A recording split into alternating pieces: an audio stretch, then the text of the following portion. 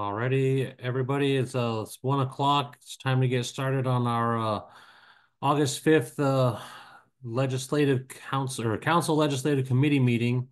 And Tom, or this will be your first time running this as the chair, correct? It will, yes. Alrighty, so we have the agenda out here on screen, and pretty much you'll run us through the agenda and act as our moderator here today, and we'll get through it. The main task is item number 4, and I don't have any documents prepared for that, but I've got everything pulled up and ready to go over, and we can get a quick summary and a prioritization of these items for the council here in that one. And so I guess it's time for agenda item number 1, the welcoming and introductions. All right, well, then we will start. Do you have a roll call for the members? Yes, I can do that. Tom Handy, Here? Damon Doyle. Damon indicated he might join later. Todd Bayreuther. Here. Jay Arnold. Here. Roger Haringa. Here. Jill Anderson. Present. Matthew Hepner. Representative Alex Ramel. It does look like we have a quorum, so we are good. Awesome. All right, very good. Is there anybody else from the public that would like to introduce themselves? Yes, Patrick Hanks with the Building Industry Association of Washington here. Welcome, Patrick. Elizabeth Torsky with Cascade Natural Gas. Welcome, Elizabeth. Anyone else? All right, then. The next item on the agenda is to review and approve the agenda. So after review, if anybody would like to make a motion. I make a motion that we approve the agenda as shown on the screen. I'll second that. This is Joe. All right, it's been moved and seconded to approve the agenda as shown on the screen. Is there any discussion? Hearing none, all those in favor signify by saying aye. Aye. Aye. Any opposed? Motion carries. Thank you. Next thing on the agenda is to review the minutes from the previous meeting. There we go.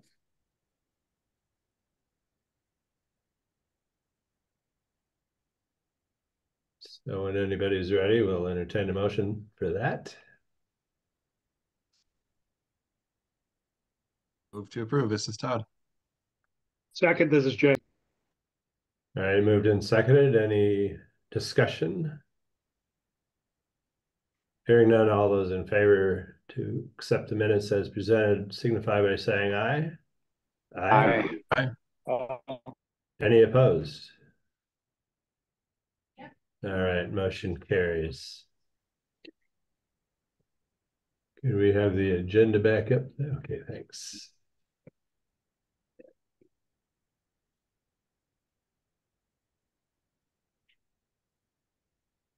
Back up. All right. Then the next item on the agenda is item number 4, legislative task reports for the council. All righty, I'll take over this one here. So I've got a draft document I'm working on. It's really just headings of the different bills that have come through in the one budget proviso. So we've got about 6 different bills that are on the radar for affecting us in our rulemaking here in this code cycle. I'm gonna skip to one of the newer ones, which is the budget proviso for an embodied carbon study. I want to have this one a little bit first because Josh Brown, our staff, has been working on getting this one wrangled for the council, and he has some meetings related to this here coming up during this meeting period. But as a quick update on that one, we're required to put together a study and have it ready here by December this year. And with the leadership change for the council staff, there's been a little bit of a hurdle as far as getting that train running as soon as possible. So right now we are working on a contract with the UW, who are far better experts than council staff on the subject. They've kind of put their hat out there for us to work with, and a nonprofit that's associated with them as well. We're working on finalizing a contract with those entities right now, and there's the plan here is to get a report that is 80% done for the council to review here before. Josh, if stop me if I say anything wrong. I believe it's in October we're trying to get the 80% report out for council to review. You want me to take over on this real quick? That would be spectacular. Okay, yeah. Okay, so hi, I'm Josh Brown. I'm a program specialist for State Building Co-Council. So just step back a little bit. I have been in discussions with Department of Commerce trying to figure out who we could work with to get this embodied carbon study completed for the council. And so they made some introductions to some people at University of Washington in the life cycle lab. And they are the ones who were interested in doing this study for us. And potentially there's a nonprofit that might be able, that is has been working with Oregon on their report that they're doing. So potentially have them on a contract as well. We're in the development stage of the contract to get this done. And we're trying to do it kind of fast paced and everything, and trying and figuring out how we can go about working with University of Washington and potentially the nonprofit, trying to figure out which an interagency agreement or a contract. So we will have something in place sooner than later, and it looks like there isn't going to be much development of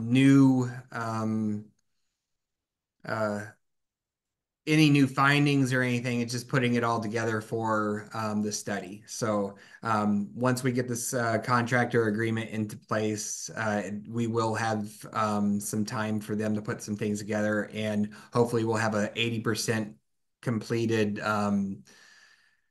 study sometime in October for the council to look at, and then sometime in November have a final study to us so we can get it out for review or comment and everything to the public. So All right, awesome. Thank you, Josh. And just as far as a quick overview of what we would be looking to include in our summary for the council summary that we're trying to put together, we have $250,000 from the climate commitment account to conduct a study on embodied carbon. And would it help if I share my screen and just because I'm reading direct from the bill here? Let me steal the screen share. Where is it? There it is. All right. Okay, move that. Todd, you have your hand up?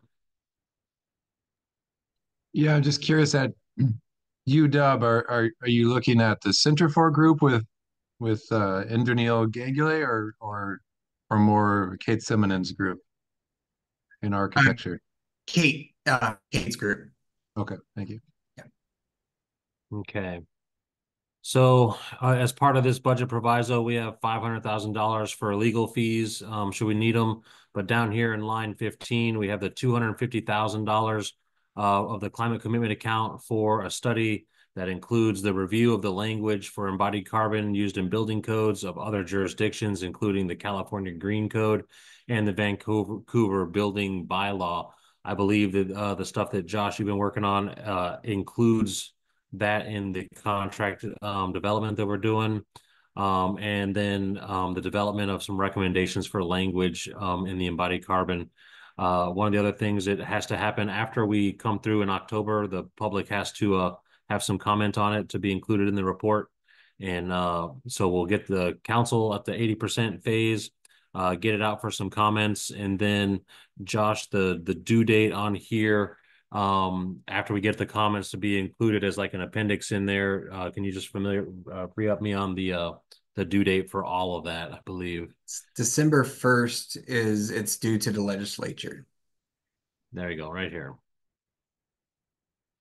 And so we have quite a bit on there, and Josh has been beating the bushes on this one and getting the work done on that. And so we're hopeful that that'll work out. We have quite a bit of chunk of change there to, lube the wheels on that one.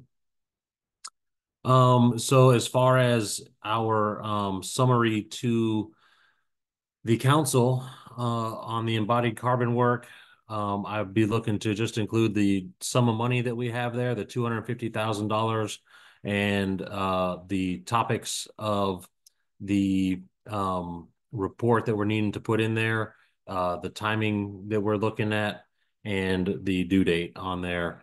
And I don't have that roughed out at the moment. I was working on a Word document right here, right before the meeting, and I didn't quite get a rough draft in there. So, Tom. Yeah, looking at here is saying that um, if 2117 is approved, then how is this being paid for? Yes, we have the opportunity to use the money until the end of December, or when the 21/7 or yeah 2070 or 21 2117. 21/17, yeah. They or when it goes into place. So December 1st, we would the report would be done. So or the study would be done. So we'd be fine spending this money until then. Okay. Okay. Give me a moment to finish clicking out some summarization sentences here, and we'll kind of close out the budget proviso for embodied carbon. Unless there's more we want to talk about on that one, I think that the direction we're taking right now covers what we need to do and is scoped out to get us there across the finish line just barely.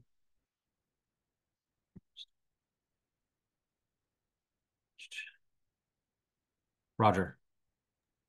Yeah, so I just wanted to be clear. The only thing that we are producing is a report that goes back to the legislature, correct? Yes, sir. Okay, thank you.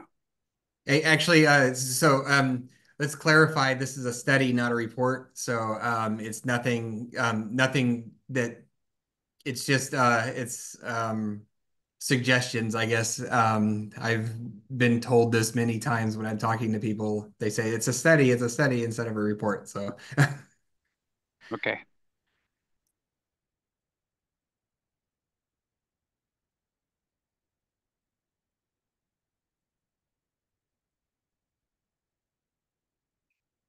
Todd? Do you know the name of the group out of Oregon? You said that was going to the nonprofit that was going to assist UW. yes, so we don't have anything set in place yet, but it looks like Architecture 2030 will be the people we possibly be working with, but nothing set in stone yet. So I'm not counting the Okay. anything until then. But UW is definitely interested, and it's more of a contracting issue than it is anything else. It's how we get these contracts into place. So Okay. Those are always the fun parts. Thank you.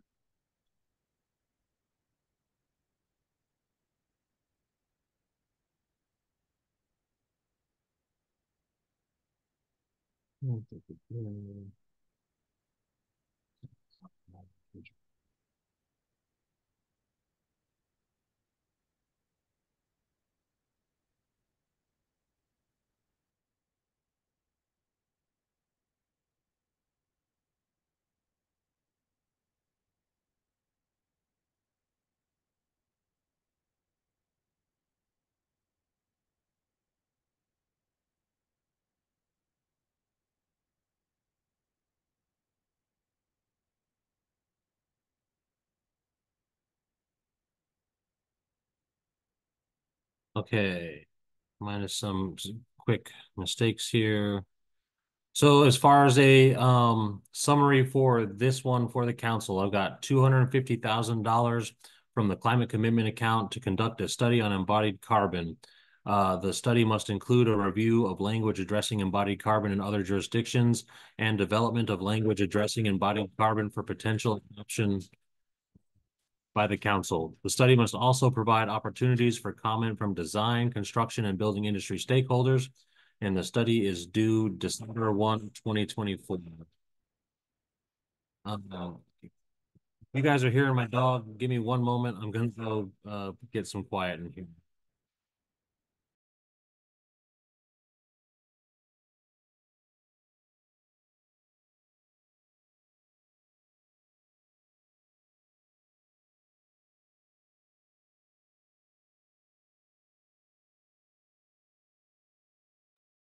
Well, it kind of seems like there's going to be a lot of work done right at the very end of this, not only for the council, but for the public engagement and everything too.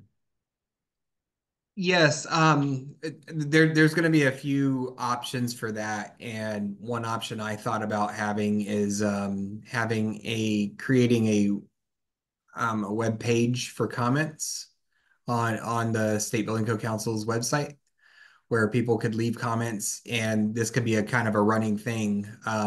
We don't have to incorporate, or we can add the comments as an appendix, but we aren't directed to do anything with the comments. It's more to add some public view to the study and what embodied carbon options there are. So. Is this schedule then coordinated with the council, regular council meetings, or do you anticipate we'll need special meetings? I'm not sure if we'll need a meeting. Well, if we need to approve something, we will. I think we're looking to have these align with the regularly scheduled council meetings. If there was a need for a special council meeting, it would be identified as we get to these kind of cutoff deadlines to get these out here. But, you know, as having them at the regular scheduled meetings will kind of give the public a little bit of a time to anticipate the comment period and things like that. Todd? Yeah, I guess I just flag for everyone. Trying to understand better what the legislature is saying here. For those of you that weren't here 2 or 3 or the last cycle, there was a proposal in the IBC related to, some of these topics. After, certain policy, proposals went through committees and did not eventually, make it through the sessions 2 or 3 years ago. So just, it's a complex topic.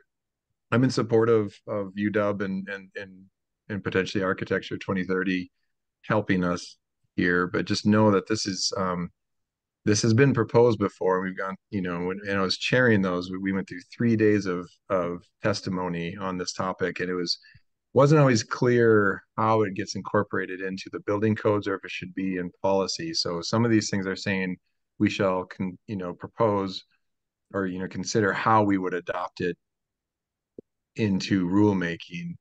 And I'm not, that's a tough topic. So I'm gonna give it to others. I see there's other hands up. So just trying to wrap my head around it. Thanks. Hopefully you get clarity. Jay? Thank you. Given the staffing challenges and the fact that we're a little behind the 8 ball, when the legislature directs something at a particular deadline, what flexibility do we have to miss that deadline? Because when you think about things like getting appropriate public comment, if it was my call as a council member, I'd want to turn in something maybe slightly late, but would fulfill things versus striving to hit a deadline and skirt opportunities for public comment or limit those. Is there any direction when in how this could get handled, given that December is going to be tight? Yeah, we would have to have conversations with the legislature about that. because, and we definitely have to let them know and let them know where we're going with it, when anticipated it would be done, because it is directed in legislation, for us to have it done by December 1st. So we would definitely have to, touch base with legislators, key legislators, and their staff.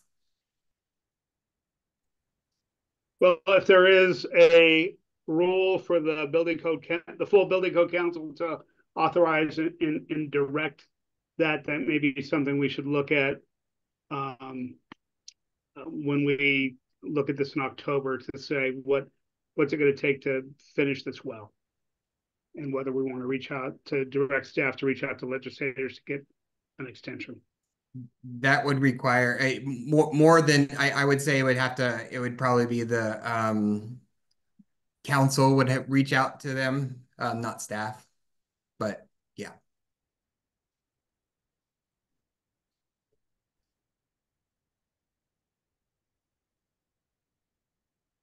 Okay.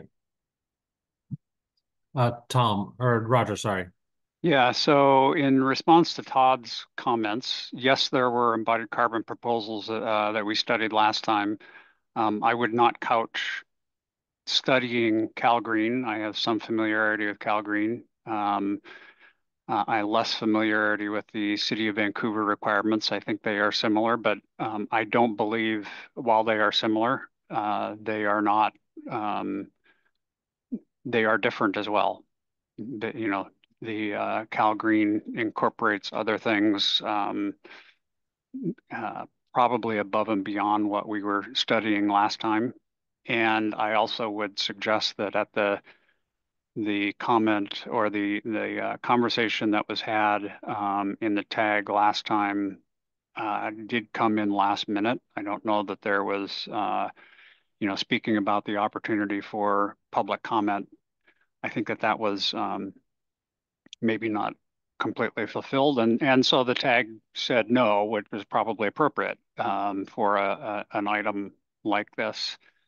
As for the timing and the concern, I mean, well, and then to address Todd's question about how we would implement it, I believe my interpretation, and this is only my interpretation, but that the legislature is wanting to understand the questions and comments, and that the end product of that may be the legislator directing us to do something, but they're asking us first for information. And so, you know, I think that the legislature would clarify for us. That's kind of what they're trying to figure out, I think, is if it has happened in California and it's happened in Vancouver, there's some stuff going on in Oregon, how could or would it look in the state of Washington if something like this were to happen? I think that's the question people are trying to answer. And then as for the timing, I obviously, you know, they're going to want it for the legislative session. So, and I don't know the exact dates of our December SBCC meeting. I mean, a week or two delay, but I'm also, I don't want this to come across wrong. I mean, I want to give the public the ability to comment on the study, right, Joss? It's a study. I want to get the terminology right. But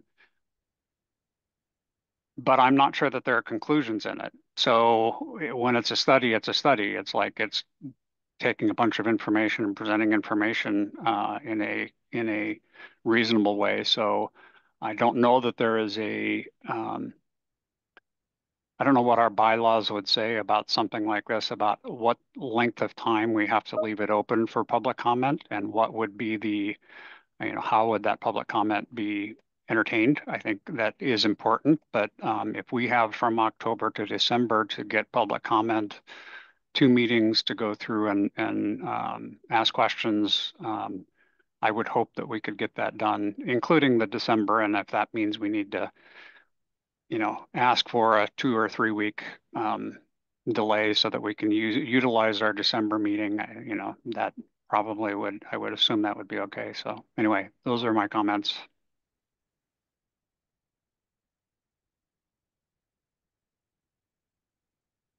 Tom? Yeah, my only thing too is, with the, if we do go, we don't want to be delayed too much, at the risk of losing funding before they're paid for, and then having to figure out how to pay the subcontractors, for finishing the work. So.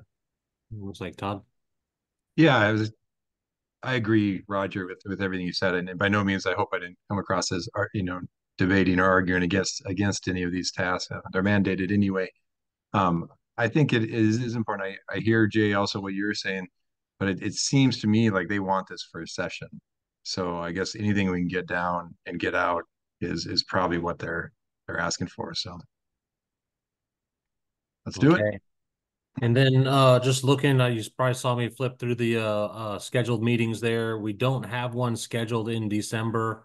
So I believe this is probably slated to try to happen at the November council meeting, which is, let me get there, on the 15th. So we could have, a special council meeting after that, but I guess I would like to get closer to it and see where we're at with everything before we made any decisions about scheduling another meeting out there. So with that, are we comfortable with the summary that I have for the council on this document here, which just talks about the $250 or $250,000 amount? Tells us that we need to have a review of the language addressing embodied carbon in other jurisdictions and development of language addressing embodied carbon for the council to potentially adopt. Must also provide opportunities for comment from design, construction, and building industry stakeholders. And the study is due December 1st, 2024. Do you know what that one statement means? Language for council to adopt. I think that they are looking. Is that it? I mean, because what that does is it blurs the line between, are we just presenting the findings of a study, or are we presenting some sort of implementation strategy? Well, I think what it's going to do is kind of prime the legislature to do some things that we don't like, which is potentially adopt building code into that body of law, which has proved to be a little bit cumbersome for us in some of our other codes. So, we could provide some language that could potentially be adopted, but I would also like to encourage them not to adopt that into law, but let that be adopted into WAC. Roger? Yeah, Tom, two things. Number one, I believe that the end product would be something similar to what we are being asked to do with the single stair. The legislator is saying, all right, SBCC, we want you to do this, figure out a way to do it. That's the way I have read that. And then you said a couple of times, 2117, may not be used for the purpose of this subsection. If it is approved, I mean, I would have to, I just was reading that section E there. I would have to ask Dirk or one of our attorneys, what happens if we have spent it? I mean, we've been given the approval to do it now. Is that all of those funds, everything up to the date that it's initiative 2117, if it passes, would everything's funded up to that point, Yes. and nothing beyond that date, which is, I'm assuming, the way I would read it. So Yes. if we spend it now, it would come out of the fund. We know there's money in the fund. So, and I also, this has come up a few times. If we, as a state building code council, took action on the potential for various laws to get passed, we would be not doing anything, because there are various laws and initiatives, and it is my opinion that we need to continue to move forward with the information that we have under the current laws that are in effect. And if something changes, then we need to pivot and change gears. So that's it. Todd? Yeah, the only thing I would advise when we are scoping this work with UW and other parties is maybe not to presuppose like what that it should be a whack or in policy. I think this is a case, even though I've often argued for rulemaking in the codes, where there's going to need to be a balance of certain things in statute mandated to the, you know, mandated to the council. I think some of these could be pretty contentious otherwise, and we would value the the mandate from the legislature. So just keep it open, maybe is what I'm suggesting to the consultants. Yeah, I don't, they wouldn't be offering up what should be what. So it would just be what's stated in there. Yeah. There's options for all kinds of stuff. So it's not a. And also to go back, Roger, for your comment about the budget, our budget staff has told us that we can utilize the funds um, until the ballot passes or doesn't pass. So it's in whatever that date is set. So we can continue to utilize the funds that are in the Climate Commitment Act until that date. So Okay. Then with that, we'll kind of wrap up for the embodied carbon study. And then I'll skip back to some of our older bills that have come through. So on here on our Word document, I've got the substitute House Bill 1085 for bottle filling stations. That one is right here. So in this one, the State Building Code Council is directed to adopt some rules for bottle filling stations that are slightly different than what we have on the books already. Pretty much increasing the number of bottle filling stations throughout the state. So in 2023 is when this one passed in legislation. Within the last year, staff put together a proposal for language on bottle filling stations that take into account all of the areas that they're looking to have updated bottle filling station requirements. And this one is just sitting there waiting for the proposal period to close and get out there for us to review. So as far as a summary on this one, the only section that affects us in this bill is section 2. Let me just do a quick read. In any construction subject to the requirements of this chapter in which a drinking fountain is required under the International Building Code, as amended and adopted by the Building Code Council, the rules adopted by the Building Code Council must also require the provision of a bottle filling station or combined bottle filling station and drinking fountain for each drinking fountain that is required. The rules under this section must take effect and be implemented by July 1st, 2026. This is a section that is going to need some updating because our implementation date is now November 1, 2026, and maybe periodically updated thereafter. For the purpose of this section, a bottle filling station means a plumbing fixture connected to the potable water distribution system and sanitary drainage system that is designed and intended for filling personal use drinking water bottles or containers not less than 10 inches. Bottle filling station may be separate or integral to a drinking fountain and may incorporate a water filter and a cooling system for chilling the drinking water. If you give me just a moment, I'll be able to pull up that proposal that I have here for folks.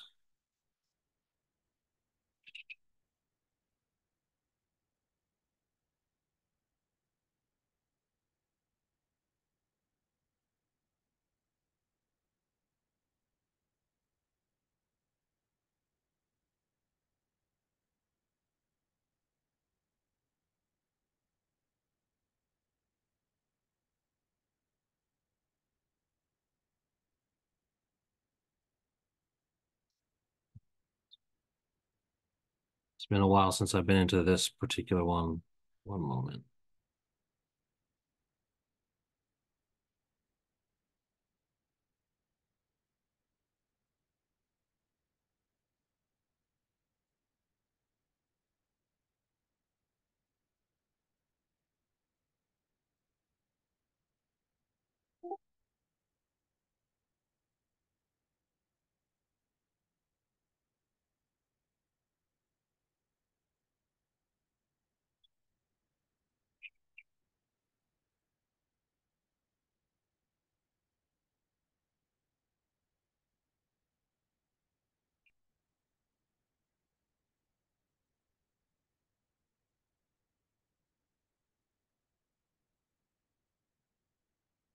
Okay. Well, I'm apologizing now. I'm struggling to find that particular proposal. But we put it together. It's pretty much everywhere that a bottle or drinking fountain is required, a bottle filling station is also required, and we drafted some language for that. I can when we come to the council meeting with this summary, I'll have to dig that proposal up and get it ready so we can view it then. So let me pull up the Word document that we're currently working and reshare my screen.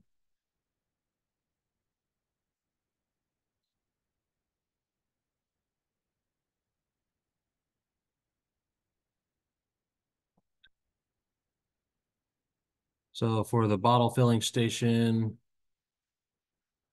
let's see here.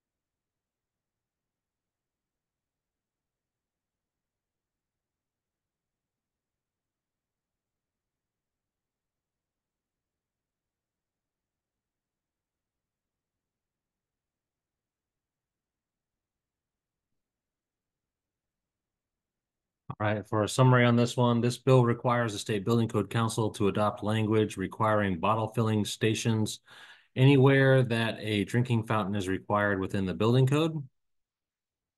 The implementation date for this is July 1st, 2026. This date needs to be changed to align with the new code implementation date of November 1st, 2026. And SBCC staff has prepared a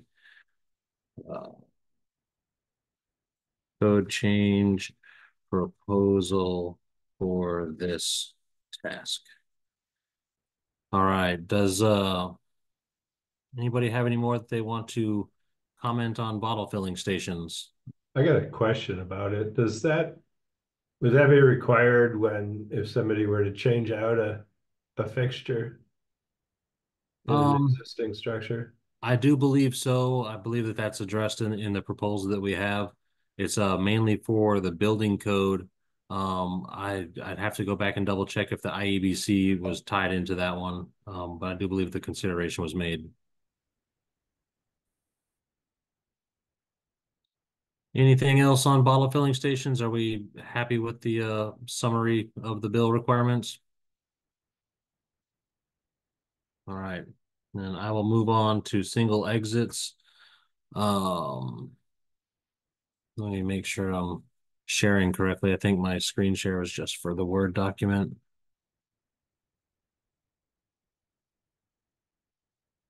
So for the single exits,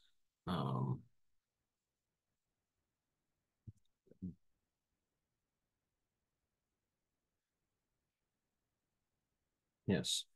I've had a lot of I've heard a lot of comments from folks saying that they are putting together proposals for this particular topic.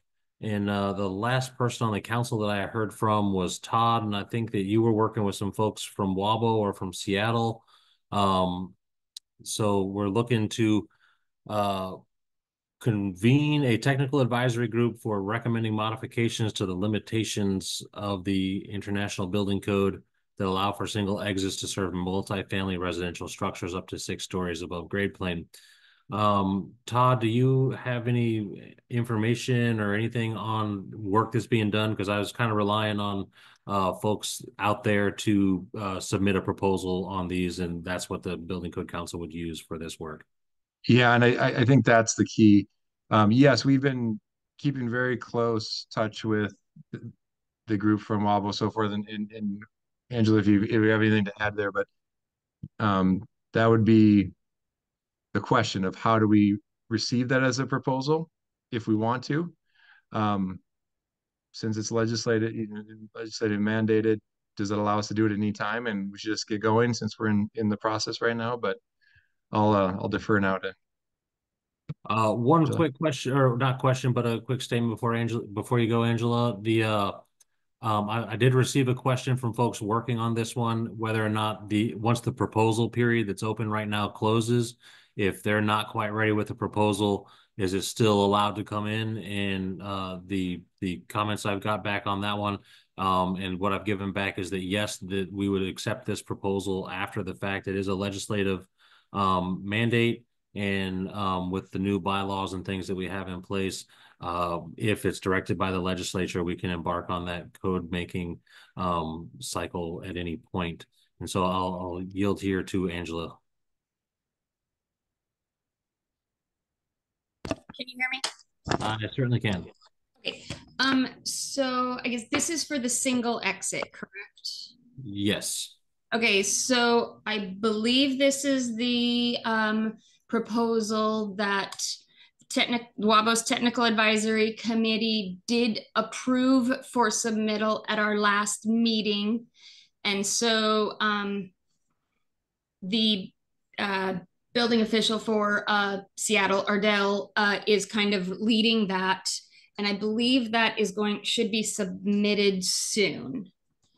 Okay. So as far as I know, that it should be complete. I thought that she was maybe going to have already done it, but if you haven't received it, then it should be coming in close on that. Roger? Yeah, two things. Number one, I noticed that at the very bottom there, we probably need to make the same request and move it to November 1st, 2026, rather than July 1st. And, you know, the way I read number one, we are required to convene a technical advisory group to interpret any proposal that comes. And I don't believe we have done that yet. Is that correct? We haven't convened any special technical advisory group for this one. Okay. But it was my thinking that it doesn't necessarily require we convene a special technical advisory group, but that we could use the existing IBC technical advisory group. My only comment to that is I think that it needs to include fire as well. So again, building and fire both have to look at it.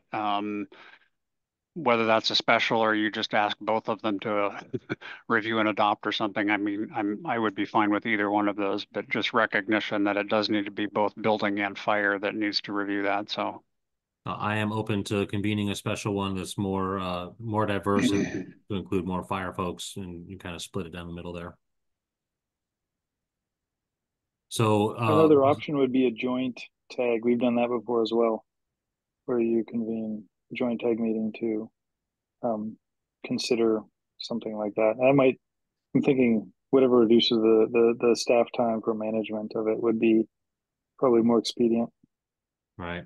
I'm thinking, you know, if we're having the joint meeting, sometimes a quorum of both groups may not be possible. I'm just thinking maybe like I wanted to avoid creation of another group, but as far as wrangling and keeping the business moving forward, a larger body of people, I think maybe the special group might be more prudent in this instance now that I'm having some more conversation on it.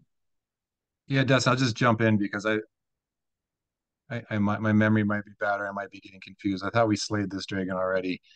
I thought we either as full council or in one or both of the tags, we did agree to doing an ad hoc for this. And where I might be getting confused, and please remind me, is I might also be thinking about the other bill for the residential sixplex, but I thought we agreed to an ad hoc fire and building, and then we were going to come back to both of those tags with the recommendations and pass them through officially through the tags.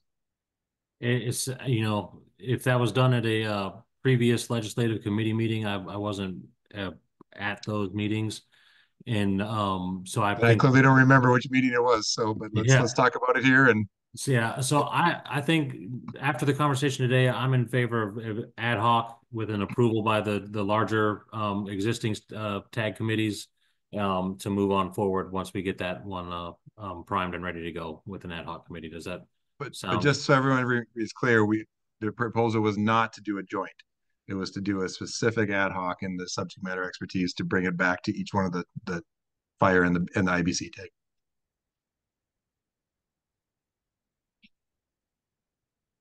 Unless anyone opposes that. Right? No, Todd, that was what I had understood too, and I don't recall either whether it was an official at a meeting.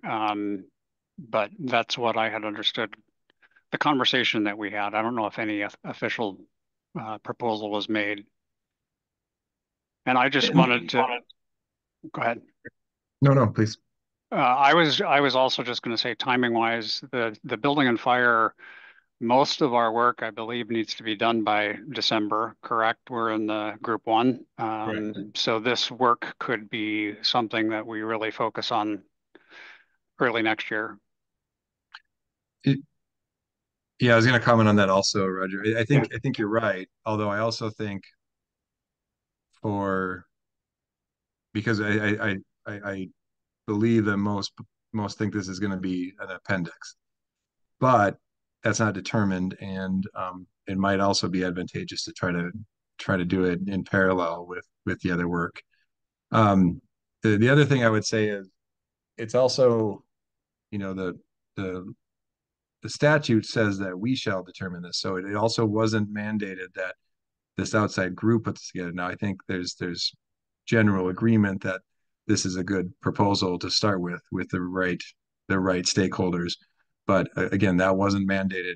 The Building Code Council needs to decide how to approach this, whether it's receive that proposal or other proposals, or just simply start from scratch on our own.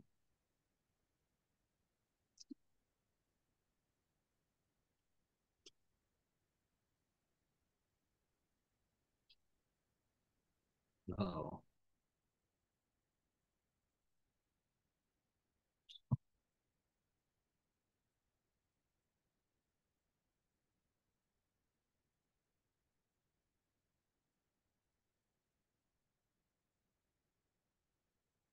Okay.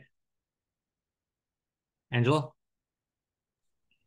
Yeah, so I went back and I looked at the minutes from the last technical code development, the WABO meeting, and it was last Monday that was passed unanimously to submit the single exit appendix that WABO developed along with input from state fire agencies and other things like that. And like Todd said, you guys have every right to the council. We have every right to start over from scratch. But any of the submittals that are put in are at least a good draft to go off of, because I personally know how much time went into developing this appendix by WABO, and I don't think that's anything that the council wants to just start from scratch on. but yeah, so that's just to let you know that you should be seeing that any day. Okay. And I did let them know also that the council had determined that any of those proposals for any tags would be put onto the website for the public. And that way, because they are looking for, if there is any input from other stakeholders or the public on it, they want everybody to see it and have time to digest and figure it out. So they also will be sending it out to any stakeholders that had requested copies, but that's the timeline. Thanks.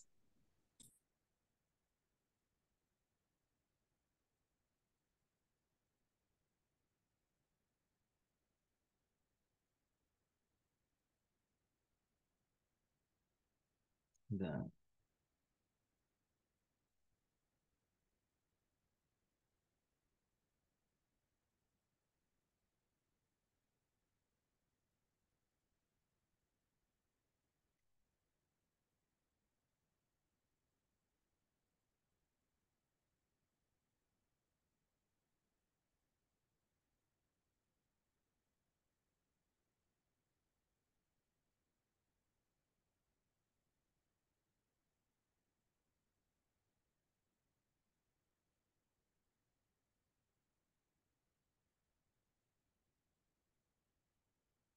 All righty, so summary for single exits. This bill requires the State Building Code Council to convene a technical advisory group for the purpose of recommending modifications and limitations to the International Building Code that would allow for a single exit stairway to serve multifamily residential structures up to 6 stories above grade plane. An ad hoc committee needs to be formed for the preliminary work. This work will then be raised before the IBC/IFC technical advisory groups for inclusion in the adoption of the Group 1 codes in December. I think that adoption is probably the wrong word. We're looking for our CR 102s to be filed there and final adoption to be taken a little bit later. Todd? You're muted. I wasn't going to comment on that, but yeah, that is an important question, whether it's adopted or implemented. What I'll say is I'll wait till we get to 2071 is I would advocate that maybe that's the same ad hoc group that also deals with that, and we start to fold in some from the residential code. I think there'll be a lot of overlap in these efforts, but we can park that.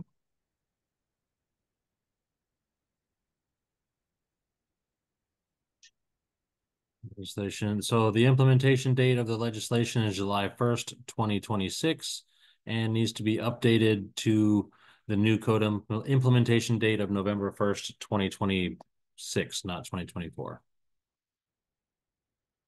All righty.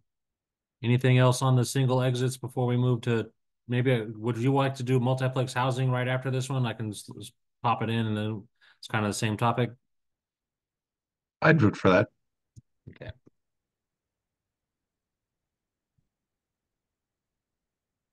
All right, let me minimize and single. So for this one, a new section is added to our RCW. The State Building Code Council shall convene a technical advisory group for the purpose of recommending amendments to the International Building Code that would allow for a minimum dwelling unit size that is less than the requirements for an efficiency dwelling unit in the International Building Code. The technical advisory group shall consider aligning the state building code sections related to interior environment with the relevant sections of the National Healthy Housing Standard published by the National Center for Healthy Housing. When developing the recommendations, the technical advisory group must review the differences between the state building code and the National Healthy Housing Standard and allow experts in public health and fire safety to comment during the process. The technical advisory group shall provide its recommendations to the council in time for the council to adopt or amend rules or codes as necessary for the implementation in the 2024 International Building Code. And the council shall take action to adopt additions and amendments to the rules or codes as necessary by November 1st, 2026. So that is in alignment with our new implementation date. Todd? You're muted still. Why did the legislature say the International Building Code? Is that the correct way to reference all of our codes in our definition? I don't think so. I'm not think so sure either. why they have it drafted this particular way. I know Stoyan did have he had input on the on these as they were getting through the session, and I'd have to go back and review his comments to see if that was a topic that was included as far as. I think we understand what they mean, but it just technically doesn't seem correct. But yeah, okay, I agree. And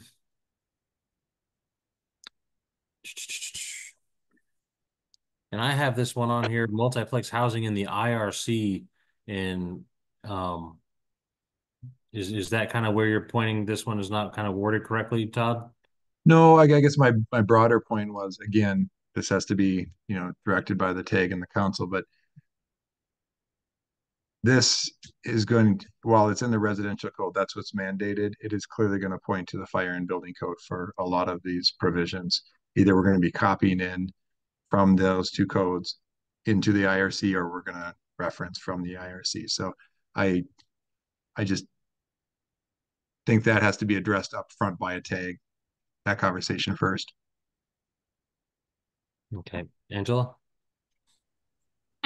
So I guess I kind of have a question on this one as far as where it does kind of fall. So I mean, the majority of the work is obviously in the IRC, which is, what are we, group 2, group B? Correct. group 2. But in doing it, some of them, it may require some changes to the IBC in conjunction with it. And so I think that's where you've been getting kind of the scheduling questions from WABO, from the work group that's been trying to develop the multiplex housing changes per the legislature. Is obviously there's time to get that done for the IRC, but what about any changes that are then required with the IBC, which that portion has already closed, but you can't really ask for those changes now without approving the IRC portion next time. So I think there's some sort of timing questions, I think, on that one for any group that's working on this. So I would just like to hear what thoughts were. Yeah, Angela, I think that reinforces my concern too, and I also don't want to eliminate the option if a TAG or the council decide that 90% of it is in the IBC and belongs with the other single exit. There might be a lot of overlap into an appendix in the IBC and IFC. Jill? Yeah, I had a couple of thoughts, and one is that, yeah, once the language is developed, some of it could be in the IRC and IBC. It would need to be in both. Since it's the legislature directed us to do it, that we have the ability to do it whenever needed, or at least we don't have to follow the group A and group B. We don't have to follow the group A and group B with the development of this code language because it is legislatively directed. So that just gives us some more freedom for scheduling how this language is developed. And then in the summary, I think section 1 of the bill is really critical in that for both this and the prior bill or prior thing is that the main reason why we're doing these is to reduce costs of housing. And I think that's worth introducing both of these to the council and when we talk about it to the public as well, is that lowering the cost of middle and multiplex housing construction will increase the availability of housing that is affordable to Washingtonians. So I just think it's critical to keep bringing that up because that's the point of this legislation. That's all.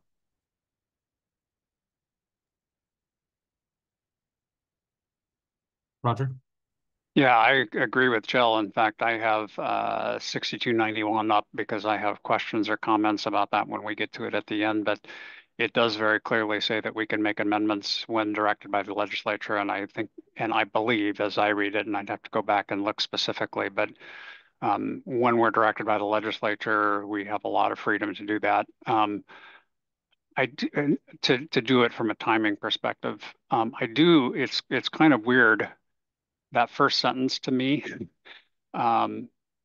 it almost says that we are supposed to make recommendations, where is it? Recommending amendments to the International Building Code. Well, we're going to be making recommendations to amendments to the Washington State Building Code, not the IBC. So I'm not sure if that's, again, that's nomenclature. I think we know what they are asking for.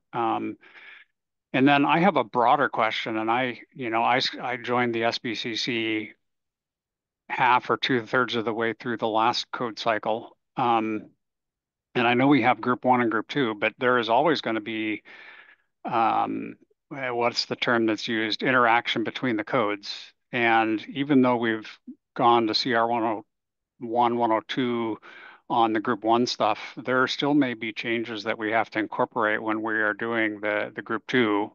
And so I think that the final adoption of these codes is November of 2026. And while, yes, we have done most of the approval of the group 1 first, there still may be work that has to be done on those documents as we finalize the other ones. And I believe there is the ability for us to do that so that we're publishing one final code. So anyway, those are my comments. There is room for changes to be made after the CR 102 is filed. When we file the CR 103 for the most part, small editorial changes are allowed.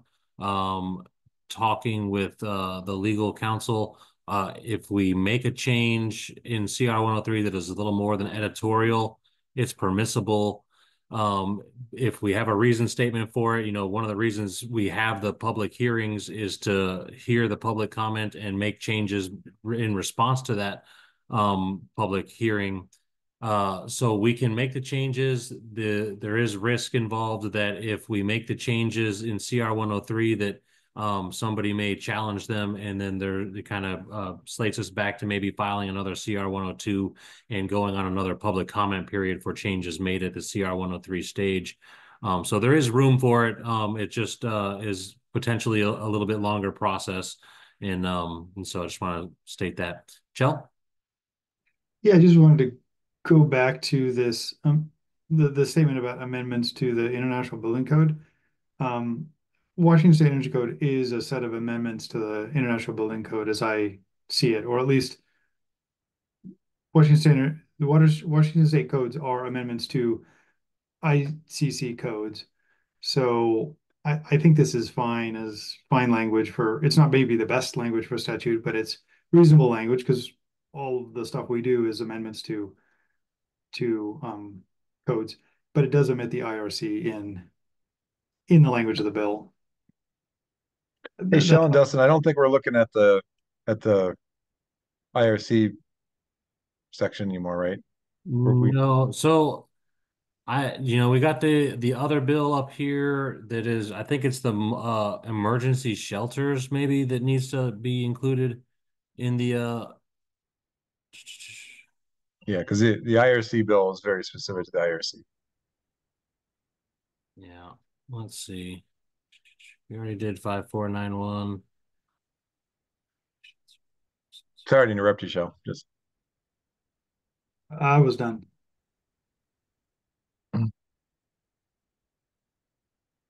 For some reason, I have it in my mind that this one is the IRC one, but you're right. You know, it did say specifically International Residential Code in the bill that is sticking out of my head as a. You can just scroll up a little bit there, section 1 there.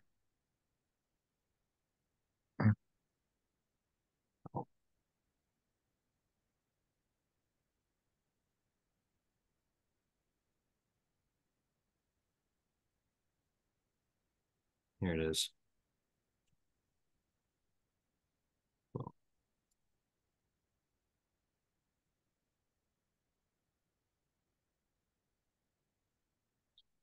So yes.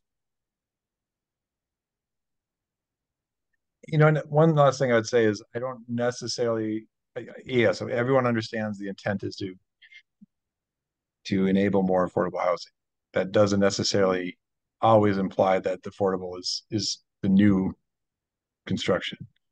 So just be a little careful on that. Really, the intent is to build more.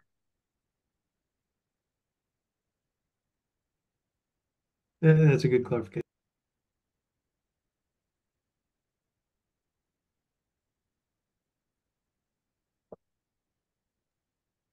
So you're suggesting, Todd, that we may have to incorporate the IEBC as well? No, my mind was thinking that, but I wasn't trying to go there. Oh yes, I think we have to be open to all. No, but I was just speaking more to general principles of obviously building at all levels to achieve affordability.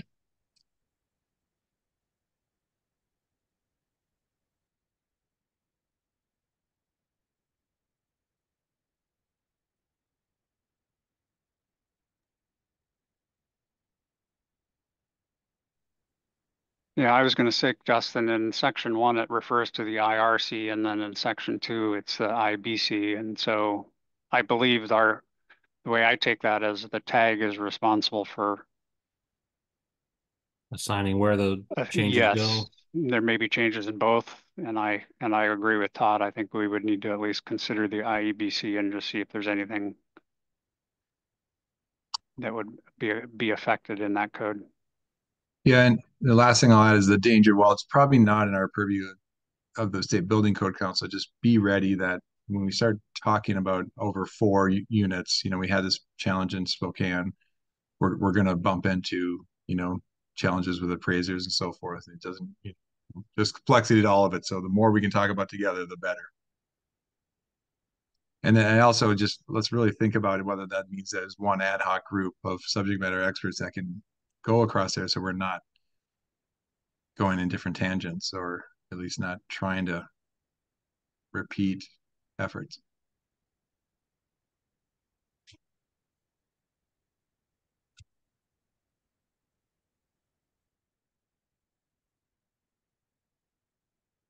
Okay, so for a summary, this bill is aimed at allowing middle and multiplex housing to be built according to the standards of the International Residential Code, which will result in housing being easier to build and more affordable without sacrificing quality and safety. The State Building Code Council shall convene a technical advisory group for the purpose of recommending the additions or amendments to rules or codes that are necessary for the council to apply the Washington State Residential Code to multiplex housing. The State Building Code shall also convene a technical advisory group for the purpose of recommending amendments to the International Building Code that would allow for a minimum dwelling unit size that is less than the requirements for efficiency dwelling unit in the International Building Code. And we're thinking an ad hoc committee should be formed on this one, similar to the single exits, and potentially be the same group. I think that, so as the single exits, we're talking building code and fire. And for this one, we're looking at IRC building and fire for contributors to the group. So we could form a separate ad hoc group for this one to compose of more diverse people across the different codes instead of just having building and fire. Although I kind of think that IBC and fire might be appropriate still as a group in total. Roger? I guess, yes, we need to have a group. It would make sense to me that it would be the same group, although I'm curious if if people have comments about whether it would be the same group that is talking about the single exits. And I would just say, Dustin, I think the IBC and the IEBC are the same tag. So I think that group, it would be the same people that would be considering that. So I'm not sure if there would be a reason why this would need to be something separate from the IBC and the IFC. And ask for comments from other folks. I don't know. Angela?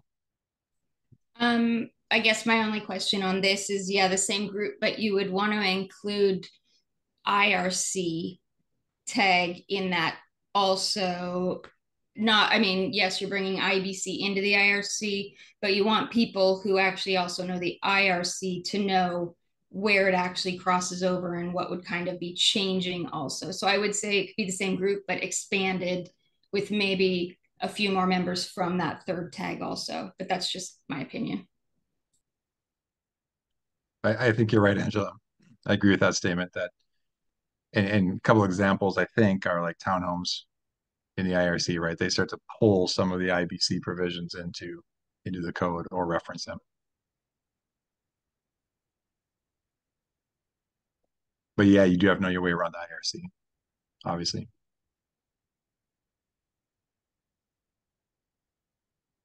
And I think we kind of, experienced that when we were trying to do that opinion last week or a couple weeks ago. We're already running into those issues.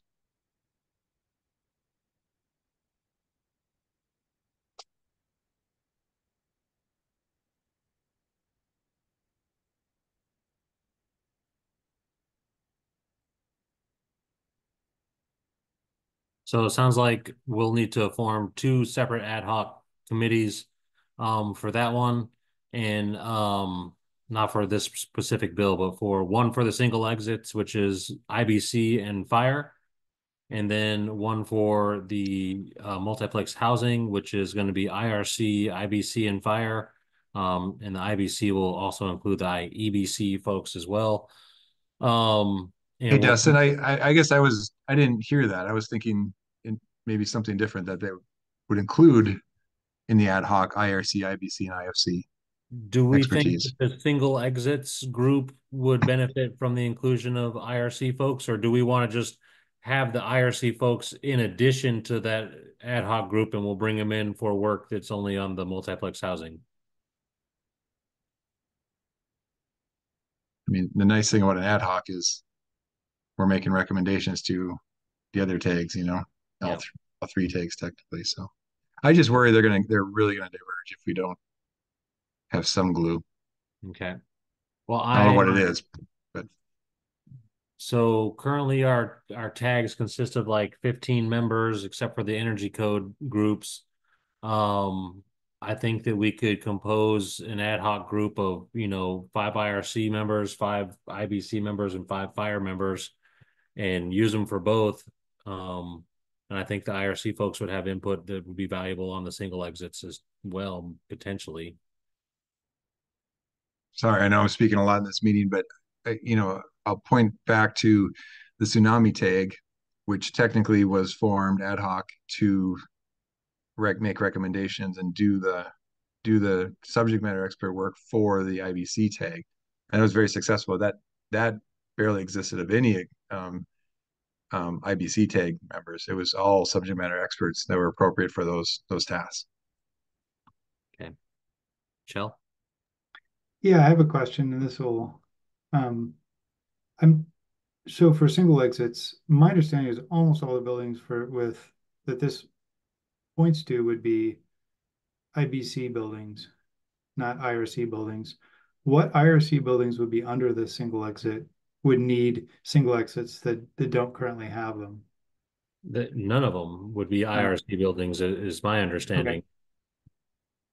Well, Shell, I'll give you a quick example. Like if we're approaching single exit with up to 4 units per floor on a single exit stair up to 6 stories, that's not that different than a 2 or 3 story, garden walk up. And if someone's trying to propose 6 units in the IRC, I can easily see that being, it's still a single exit stair configuration, right? I see a lot of overlap in that kind of typologies. Okay, so you're saying if we do what one bill says, which is put up to 6 units in the IRC, then we need the IRC to also consider single exits. Is that? I just think inherently they're going to be a 6-plex, right? Yep. Yeah, because currently as scope, the IRC wouldn't need additional language about single exits, but if we allow 6 plexes in the IRC per one bill, then we would need the IRC to also include single exits. Is that? Yeah, we might be 90% there, but we're having then a comparative discussion between the risk in a 6-plex versus the risk in a 24-plex, right? Yeah. Okay.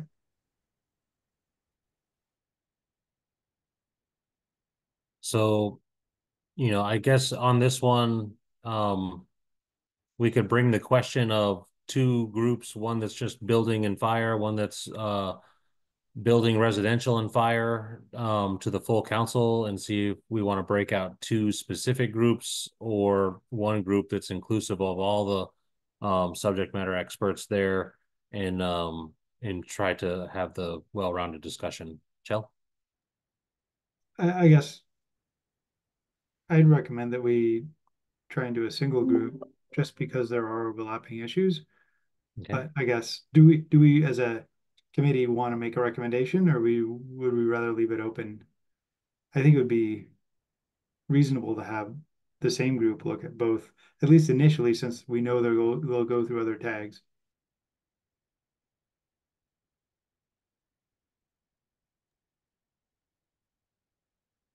Yeah, I'll jump in. I support that. I mean, I think that having one group that's responsible for them both makes a lot of sense. And I also like the idea of going before the full council, saying the legislative committee recommends that we form one to deal with both of those. I would support that. I'm not sure if we are making official motions and voting on things in this group, but if so, I would make a motion. that the full SBCC forms one ad hoc tag made up of IBC, IFC, and IRC folks to make recommendations for both of those bills to the full council. I'll second that motion. And I'll add that we now have a bit of a longer process to appoint people to tags than we did before. So 2 tags would be twice the process.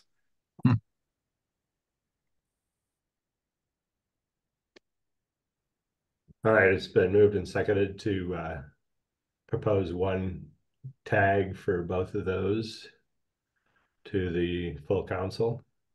Any further discussion? Go ahead.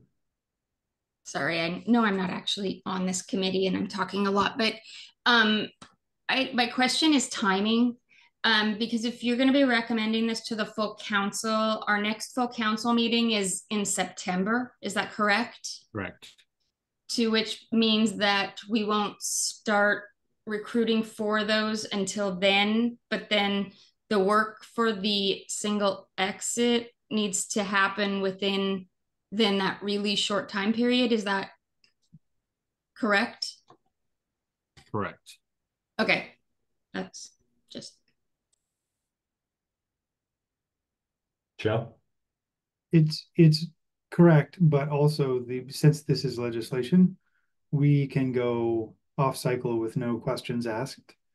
So if the group convenes in January or February next year or whenever, or this fall, we can still have that included in the code, in the 2024 set of codes. So it's not a limitation. We can easily go off cycle because it is legislatively directed. Not that it makes it easier for us, but just that we have that option. Roger. Yeah, I actually, Angela, I have 6291 open, and section 1, item 6 says off-cycle amendments to any of the Washington State building codes may be initiated and implemented at any time if directed by the legislature. 1 number 6, if you're looking for it there, yeah, which we would fall underneath that. So I think that we have a lot of flexibility with timing on this one. Okay, perfect. Thank you. Cool. So for a summary, or Todd? Yeah, sorry. Yeah, I know. I think you're right, Angela, but I think just getting going is the important thing. That if we're considering this while we have or considering the other proposals, since we think, especially single exit, which is going to be the immediate one that we'd want to try to adopt if we can by next April or whenever the date is for adoption on group 1. It doesn't have to happen, but since we think it's going to be an appendix, it's good just to get as much of that work in. And then also, there may be independent proposals around this.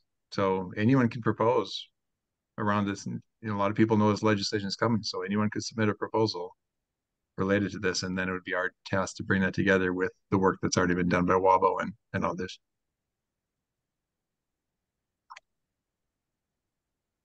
Alrighty, so for the summary that I have for this one, and I've made some modifications to the single exits one. The modification I made to the single exit summary that we had on here is the committee recommends a tag being composed of building, fire, residential code subject matter experts. Let me back up as a point of order. Did we call the vote on that motion? We have not yet, no.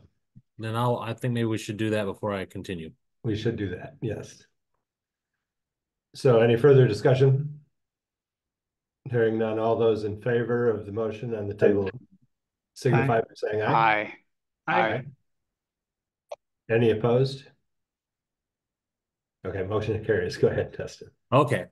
So I have on here, the committee recommends the tag be composed of building, fire, and residential code subject matter experts, just as a modification in there. And then for substitute Senate substitute House bill, I'm not sure what the abbreviation means without reading it out front. The bill is aimed at allowing middle and multiplex housing to be built according to the standards of the International Residential Code, which will result in housing being easier to build and more affordable without sacrificing quality and safety. The State Building Council Building Code Council shall convene a technical advisory group for the purpose of recommending the additions or amendments to rules or codes that are necessary for the council to apply the Washington State Residential Code to multiplex housing. The State Building Code Council shall also convene a technical advisory group for the purpose of recommending amendments to the International Building Code that would allow for a minimum dwelling unit size that is less than the requirements for an efficiency dwelling unit in the International Building Code. An ad hoc tag will need to be formed. The committee recommends that the tag be composed of building, fire, and residential code subject matter experts.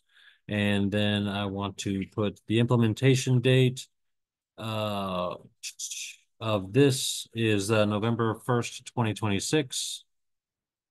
And I'll just copy that. Dustin, on the 2071, they had already had November 1st. Right, I'm changing Okay. this one around Okay. a little bit. Did we want to say in both of those that those tags will be the same? Yes, I'll put that as a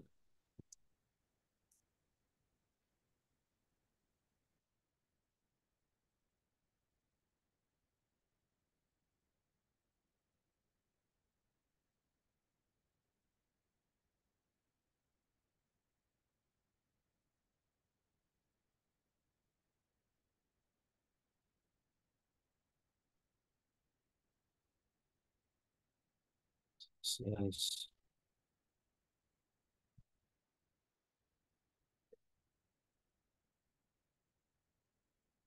okay. Looking good on that one. Then that brings us to SB 5553 for temporary emergency shelters. Let me minimize and bring that up. So there's not a lot changing in here. So they add a section to 1927.042. Says by July 1, 2026, the State Building Code Council shall adopt by rule standards for temporary emergency shelters and make them available for local adoption. So it sounds like we need to create an appendix for this and make it readily available for local adoption in whichever code that we think they should be in. I was of a mind that this belongs in the building code, not necessarily the residential code. And then change that to November as well. Correct.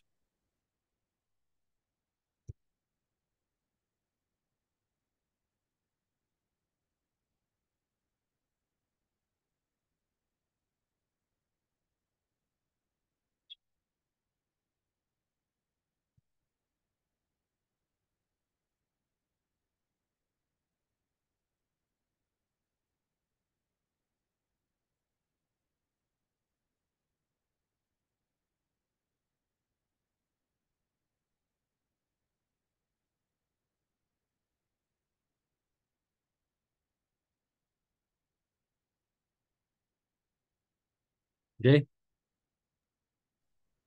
Is the definition of temporary emergency shelters in the legislation? I'm wondering if we're talking about tiny home villages here as part of this.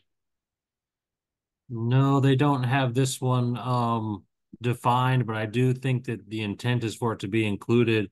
I've had some interested stakeholders reach out and they want to be part of any sort of rulemaking work group that may result of this, but I think we're I mean, it doesn't say we need to form a technical advisory group, just that we need to do some work on it and make some concessions.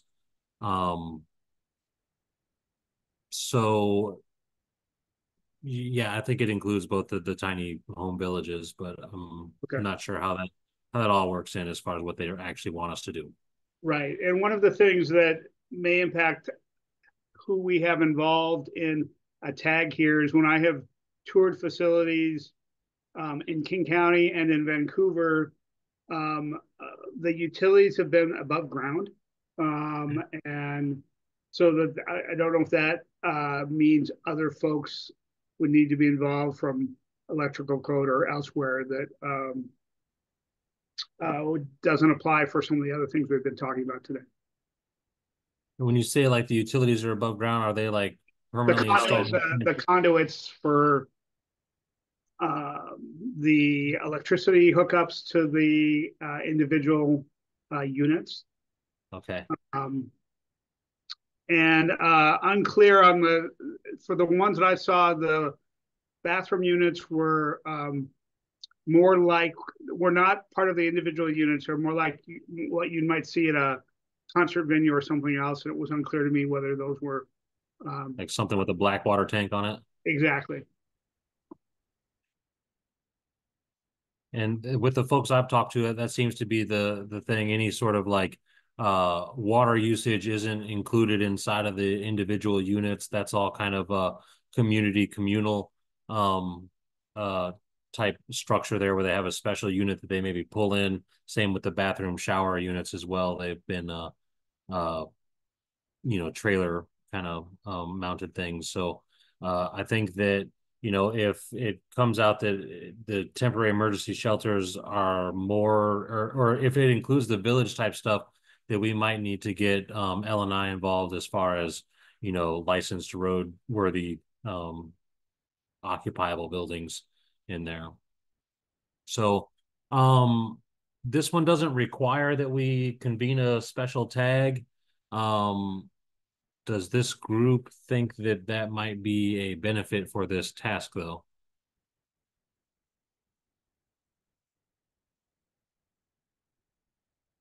If not, who would do it?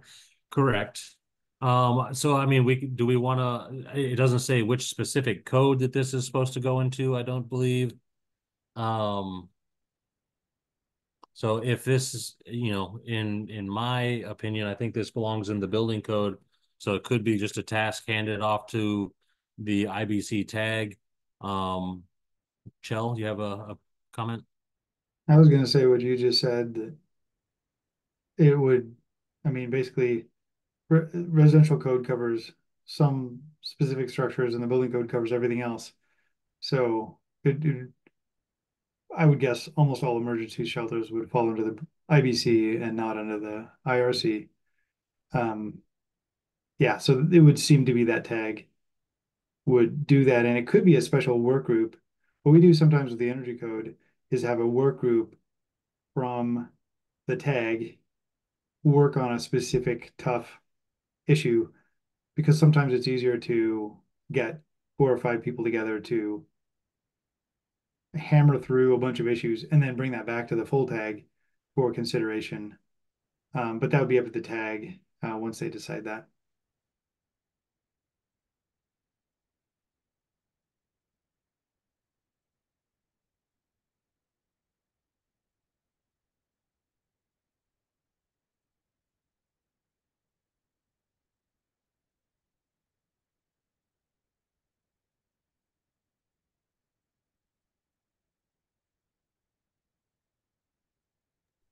Also, it's not clear to me, and maybe I just haven't read it enough, but is this about designating a building as a temporary emergency shelter, an existing building, or is it about constructing something as a new building or renovating something fully to become a emergency shelter? It's my understanding that it's going to be like super emergency. Like if you have a cold snap in your jurisdiction, you have maybe a designated space that can throw up these emergency shelters at essentially a moment's notice and make them available, and not necessarily redesignating a building for emergency shelter as like say a overnight facility like soup kitchen or something like that. So it'd be like a pop-up building. Yes. Or something like that. Okay. Yep. So and in the conversations I've had, the main, hurdle towards fitting them into the building code is compliance with the energy code. They're, panelized structures that go up and snap together and definitely don't have the R values, and potentially the heating requirements that the energy code might require. So these are the requirements, I should say. These are temporary and portable units then typically? Portable in the sense that you could break them down real fast and move them if you needed to. Okay. Chell? Yeah, my experience with portables, especially at my kids' schools, is that they tend to be there for 50 years or longer. So yes. I guess we just have to figure out what we mean by temporary and what.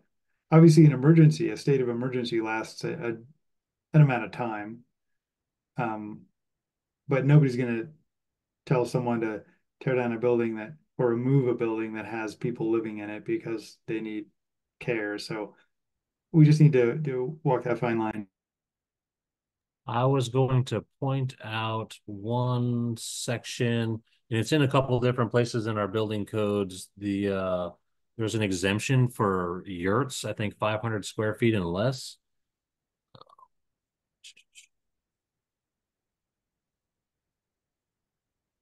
Minimum heat. Yeah, unheated recreational tents or yurts not exceeding 500 square feet, provided it's not occupied as a permanent dwelling. So, I think that this is one that you see sometimes something coming in that doesn't meet the energy code, but you don't necessarily have to heat it per the requirement of the building code. And so I don't know if this would qualify for this exception. Exists in the building code as well. Tom? So these aren't perhaps permanent structures that, say, a group like a community action center would build and construct and only use them for temporary dwellings for people having their own emergencies. If Yes. they're homeless situations, they're more of a bring these things on site where an emergency has taken place or some sort of crisis, and they're there for a limited amount of time and then moved.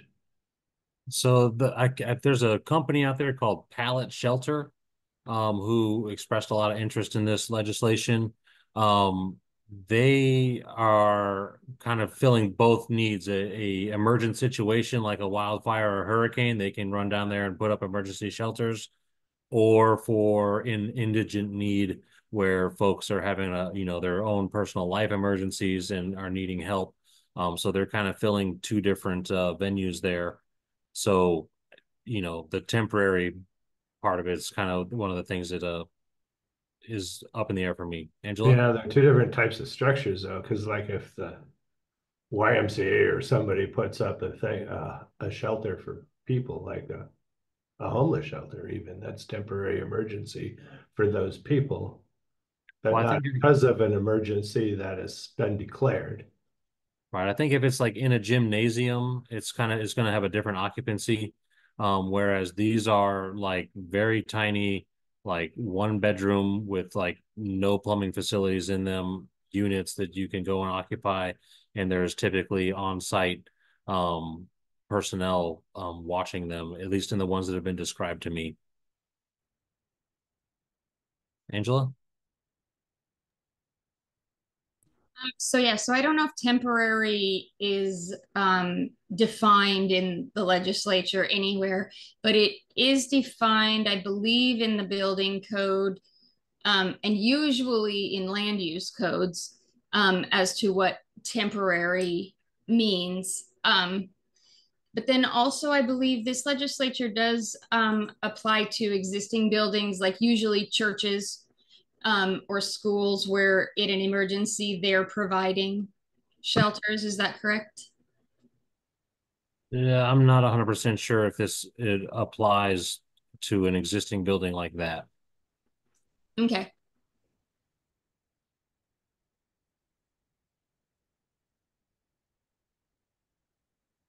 Are we only looking at 55, 53, or is there another bill that about emergency shelters here? Because this one seems very specific to only existing buildings. I'm a little confused in our conversation. This is only 55, 53, and this is the one that I have for temporary emergency shelters, and I don't think that it applies to existing buildings. I think that it applies only to kind of pop-up structures. Well, what is section 1A though? That's the part I'm one. You see the exception is limited to existing buildings located in the state. Oh, so as far as what we got going on here, so this is for 1927-042. All of this that's not underlined is existing in our current. Right, and so then we're looking at section 3 only. I'm just a little. We're only talking about emergency shelters, right? Yes. Okay, thank you.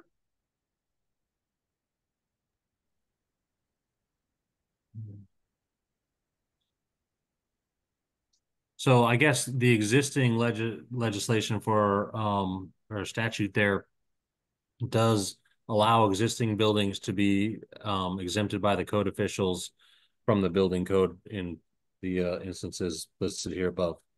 Roger?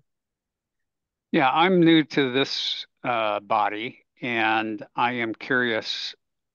This will relate to my questions about 6291 as well. There is an author of this bill on page 1, right?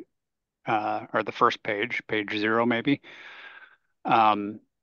Is it in our purview to get in touch with I guess I don't know, does it say exactly who? Maybe it doesn't. We can look at different pages, sponsors and co-sponsors. Yeah, I do have that information Okay. on the legislative page Is here. it possible to us to go to the sponsors and say, we're trying to understand exactly what the intent is here? Because that it is what I have. Those are some of the questions I have about 6291. And it seems to me that what's written on the screen here is not clear. And I'm not sure that anybody here can answer exactly what they are referring to. I think it's well within our wheelhouse of being able to reach out and say, hey, what exactly are we applying this to, and make sure that we're meeting the measure of that one. I would suggest we do that. I mean, I'm fine with it going to the building code. I do think some of it will get into potentially some IRC things, and whomever suggested that it may also get into electrical, and I agree with that, but I think the first step should be getting a hold of the sponsors and really trying to understand what they are trying to have us do. So would that be something that staff does? I think we can reach out on behalf of the committee, yes. Okay.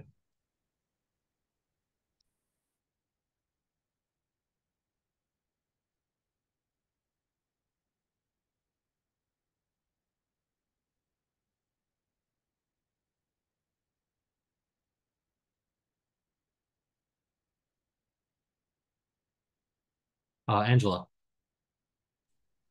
Yes, so temporary structures is section 3103 of the International Building Code.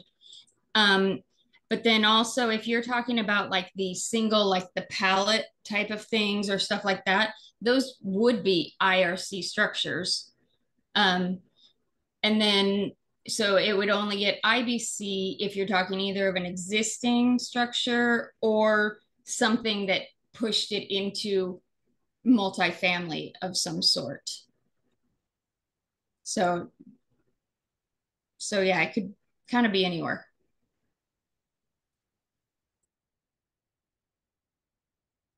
Okay, Jake?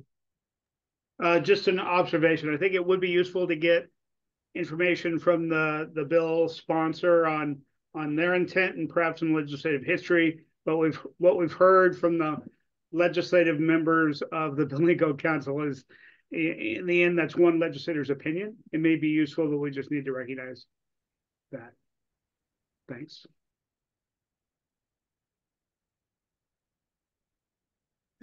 Sounds like one of the first things we need to do is really, as a council, make sure everyone understands and has common definitions of temporary structures, temporary shelters, understand where tiny homes are, understand HUD homes. So, there's some complexity here also. Gotcha. The other thing I wanted to mention is we do have legislators that are de facto members of our council, and is that a role that they can play to help us understand what we're being asked by the legislature to do? And again, I'm not sure. I haven't been on the legislative committee before, so what is the role of those de facto members of our council? Well, I know we've reached out to them to kind of inquire about the Bill 6291 on some of the intervening code cycles and some questions there. So I think that they definitely would be a good resource for saying, hey, what do you think on this one? And if you guys don't have clear maybe opinions, maybe point us in the direction of the correct avenue to make the best contact. But I think we could reach out to the sponsors as well and get good input. And staff can reach out as well. The real answer, Roger, is I think this is the first time with the legislative committees met outside of session, and during session they're too busy to meet with us. So we're new territory under Mr. Handy. So good luck. Oh.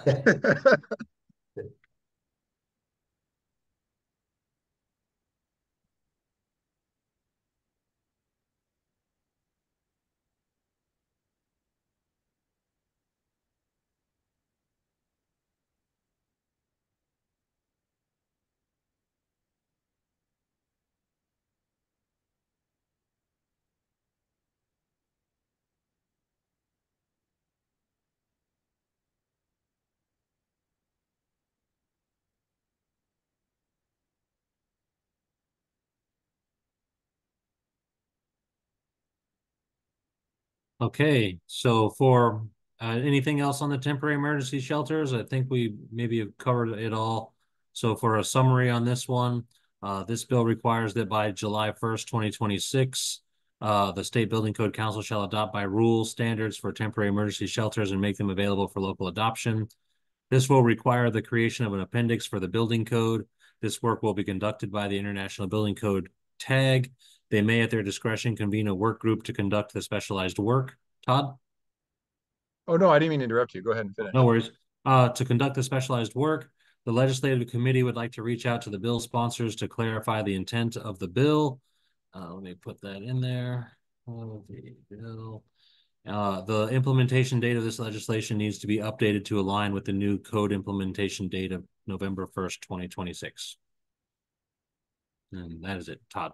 The other thing I was going to say is we can be proactive with the proponents of this bill and try to seek proposals in these topics. So if it was a certain company or it was so forth, let's actually reach out to them and try to get them to propose on this, please. Okay. And would it be the opinion that since this is also a legislative action that it doesn't necessarily have to align with our group 1, group 2 cycles?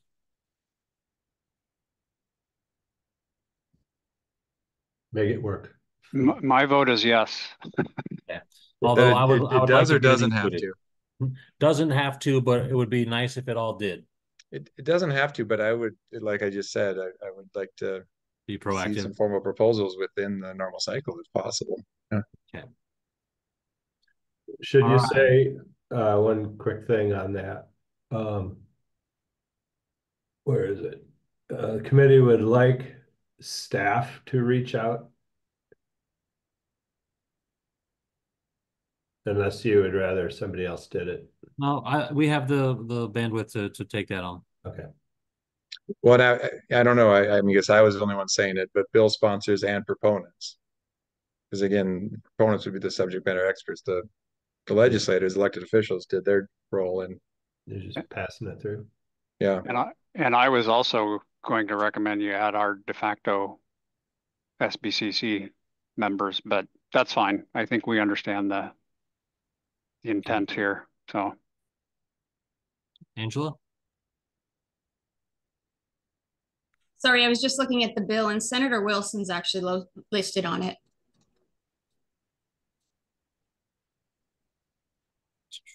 Linda Wilson? Yeah, I believe so. Well, that's an easy ask. Oh, no, I'm sorry. That was C. Wilson. My bad. Okay. We have Doer, who's been a regular at our council meetings, and Rammel. So Dustin, that's 2071, not 55. My bad. I'm sorry. It's a Senate bill on 55. Let's go back. Lovelit, Robinson, Conway, Wynn, Nobles, Wellman, and Wilson. And I think there's 2 Wilsons out there. Is there not? Not sure. And 3. then not sure who C period is, but we can get in here and get some stuff out there. Patrick, you got your hand up? Yeah, if I can just provide a question, a couple comments. Number one, I think that's Wilson C. So if there's 2 Wilsons, that's their first name probably starts with a C. Number two, if there's a concern about what the legislature meant by provision that affects the council, I think part of the problem with just talking to an individual legislator is they can't really speak on behalf of the entire legislature once a bill has been passed. So there can be it can be a bit tricky if there's confusion about what a provision means. A single legislator doesn't necessarily get to decide that. The question I have relating to that is, does the legislative committee actively monitor bills during the session that would affect the State Building Code Council and seek to provide comment on areas like these during the session? So like if this bill had come up, did the committee monitor it, and could you have testified to the committee and said, hey, we're confused about the language you have in here. Could you provide some more clarification about what you want us to do? Thank you. Todd? Yeah, thank you for that. I'll just speak for everyone. Yes, that's the primary role of the legislative committee, is to monitor bills that may have impact on the State Building Code Council. And in the past, no, we have not rarely testified unless it's by full action of the council to do so. But I would say also to your comment, Patrick, is now it's in rulemaking, so it is our process now. So I do feel, while there are limitations on going out and asking legislatures, we are gathering our own information for our process, and I think it's appropriate to try to gather these facts and breadcrumbs to help better understand it. So I'd like to better understand the proponents. We can go back, we can review committee, so forth, just for our own knowledge. Thank you. Jill? Yeah, I'll add two things to what Todd said. One is the managing director often does get involved with the legislators directly or their staff in making sure language is technically reasonable and that kind of thing. So there has been lots of involvement between council staff and legislators who are crafting bills to make sure that we can do what they ask and it's reasonable and that kind of thing. And that's not the legislative committee voting on something, but that is, they often reach out to the staff to make sure that we're doing that their bill can actually task us with something we're able to do. And the second thing is I could agree with Patrick completely that when legislators come into the council and they say something about a bill or are asked about a bill, they always start with, there were 80 reasons why this bill passed or 60 reasons why this bill passed, and every legislator has their own reason why it passed. So no one can speak on behalf of exactly why a bill passed, but they can speak on behalf of their own interest in the bill, I think.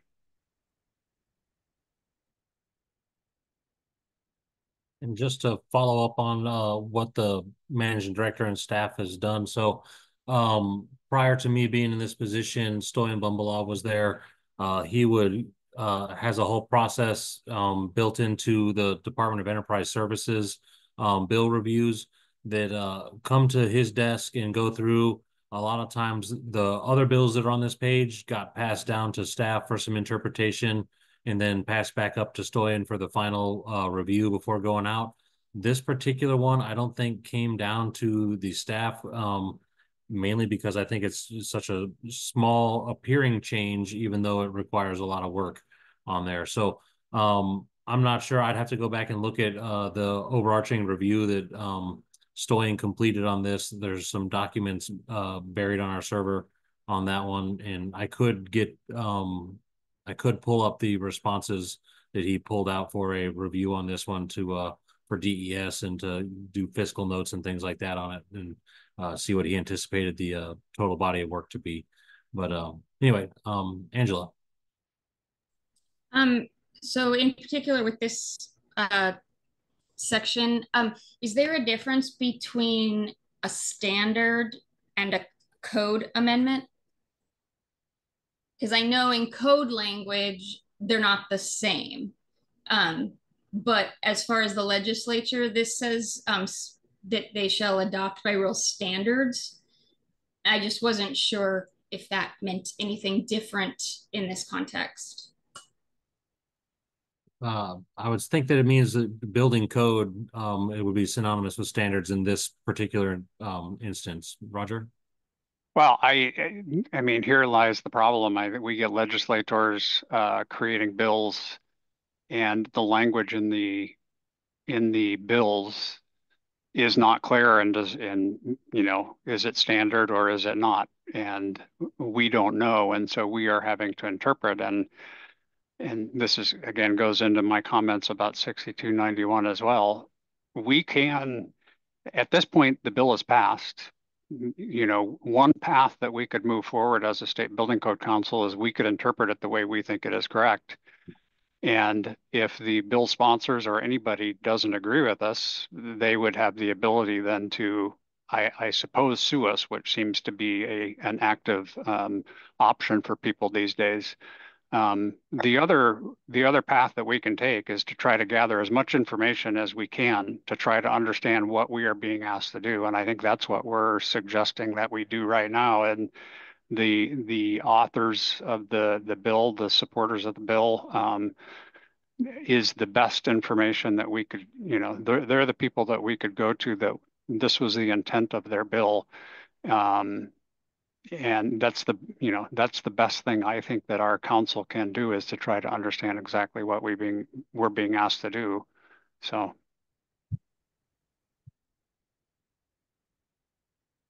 Todd? Yeah, I think those are spot on questions and comments, Angela and Roger, because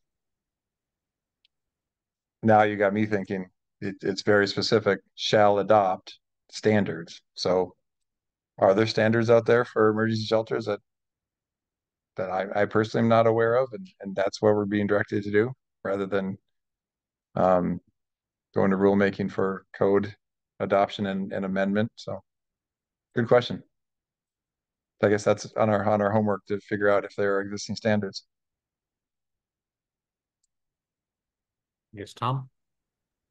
Yeah, a lot of times, when you declare a state of emergency, if that's the intent of this, a lot of things are kind of set aside, a lot of rules, you just kind of attend to the situation at hand and move forward as quickly as you can to, getting back to normal. So, was this maybe a reaction to the Spokane fires, or was it, who knows where this came from? But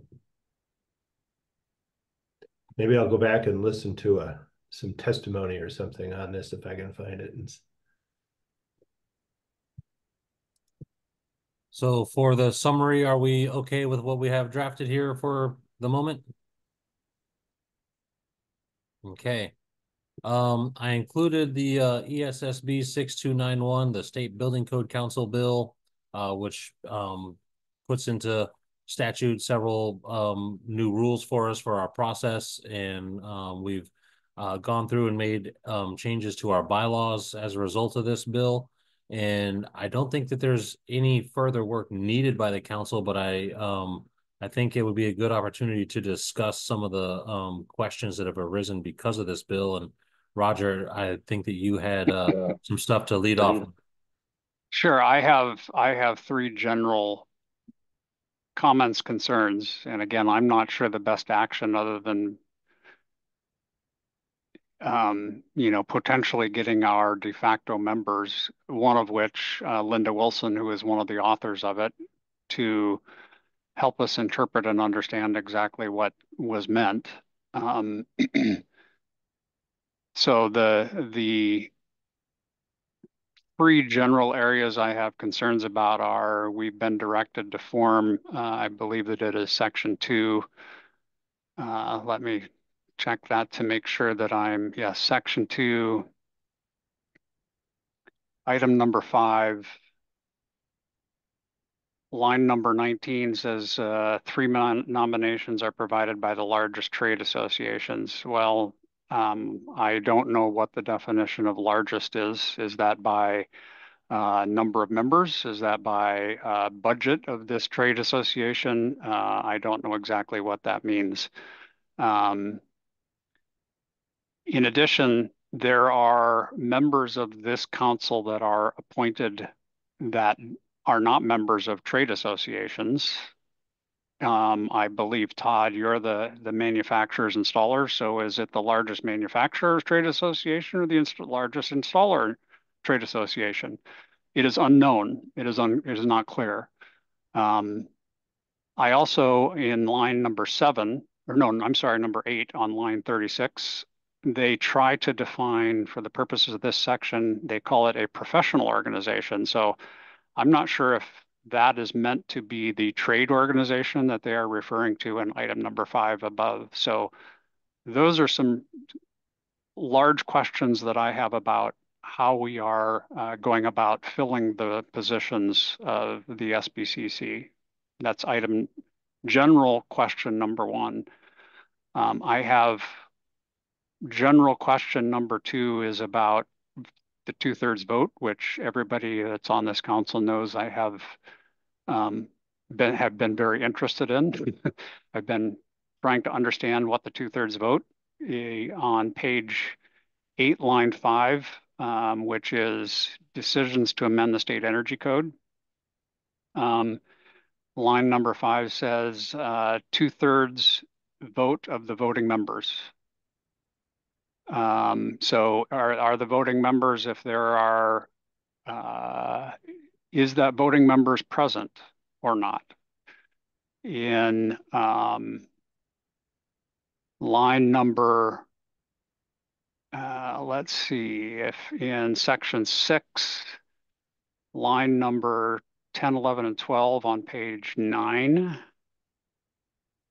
concise statement of the reasons for finding that emergency basis exists, and the council approves the finding that such an emergency basis exists by a 2/3 vote of voting members. So those are 2 references to voting members.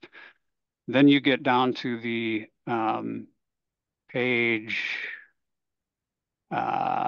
section 9, item 2, approval, approved, or adopted, unless otherwise defined or otherwise indicated by context, means an affirmative vote by a majority of voting members of the council, committee, or advisory group present at the time of the vote. Those 3 things seem to be in, or the last one, which is meant to be the definition, seems to be in conflict with the 2 items that I mentioned above. I would like clarity. What are we supposed to do as a council? The legislature passed this, but it is not clear, and it is a pretty major issue and has been a very major issue. Some of the 3rd general item, let's see, let me get to, I've color coded my comments, copies of them.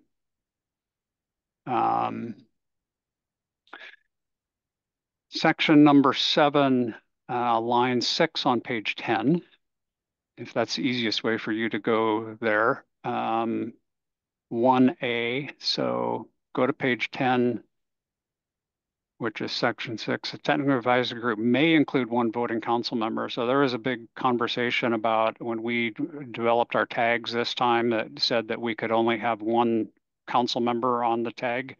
I don't think that that's what this says, number 1. So we could, the way I read this, there could be 2 voting members on the tag. Not that I'm suggesting that we should, but just clarification. Item E, Dustin, I think that I would ask the staff to clarify, have our tag members had training on ethics? I don't know. I want to say that it got sent out, but I'll have to double check on that one. I would ask for that just as a, we've been directed by the legislature to do that. I think we need to make sure that we are doing that. And then item number 3 on line 31 of that page, that raises a question, and I know a former member of the SBCC raised this question or concern as well. A petition for an amendment referred to a technical advisory group must be approved by a majority of the technical advisory group voting members to be taken up for consideration by the State Building Code Council. So could that be interpreted that the council can only say yay or nay on what the tags say? does the stand or do the standing committees and eventually the SBCC have the ability to make changes to the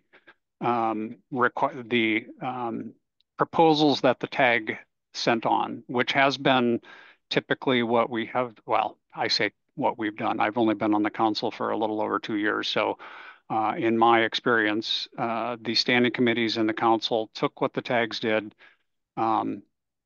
In general, they stuck to that, to what the tags suggested, but there were always some, tweaks made at the end, some proposals made at the council meetings themselves to make some changes. Those did not get full approval. So item 3 on section 7 is again, a question for me. What was the intent of that item of the legislation? So I have those 3 big areas of concern with this one. Again, their questions are concerned. I would love to sit down with the sponsors and or our de facto members and really understand what is the intent and how should we move forward as a council. So for the first one, for the appointees of the governor's office of the trade associations, it's my understanding that that's all the governor's office that handles that, and that the council really doesn't have a hand in the appointment of that. So that would be a law for the governor to follow, but that's just my reading of it. Sure, although I know that there is, have there been conversations about your replacement within your trade organizations? Well, I wouldn't be, privileged to, but it's a good question that I've always had concern about, and I think Dustin is raising the right topic. Is it ours? I think maybe if I made a general comment, all of these, I think we've been had expressing our concern about a few of these for a while now. I wonder if we can also, instead of reaching out to the sponsors, just simply pass rules that are our interpretations and let the legislature clarify if they don't feel we're on the right track. Is there precedent for that? That didn't answer your direct question about the trade association, which I do have a lot of concern about, but might be out of our control. Seems to me they kind of expect us to interpret what they say. Yeah. So maybe we can go forward with it. Yeah. Todd, I go back to, we have particularly, I know that we do have one of the authors of this in Linda Wilson on as a de facto member. I certainly think having the conversation and trying to understand that from her perspective would make sense. But I don't know the exact. It probably. I go back to the Attorney General and Dirk. Dirk, this is law. How are we supposed to interpret it? And maybe that's where we need to have a question to Dirk, and I could agree with that. I think, particularly the question about the 2/3, I really think that the council needs to have that clear what we are doing. I mean, it became an issue last time, and the issue is the basis for a lawsuit against us right now. So we need to be super clear in my mind moving forward. What does 2/3 mean?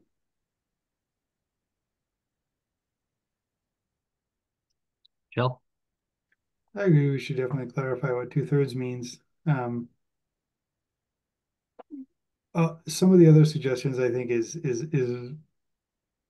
it's interesting because we approve language as a council, and then we leave it up to building officials and applicants to interpret that language. And there's always room for interpretation in the language that we approve.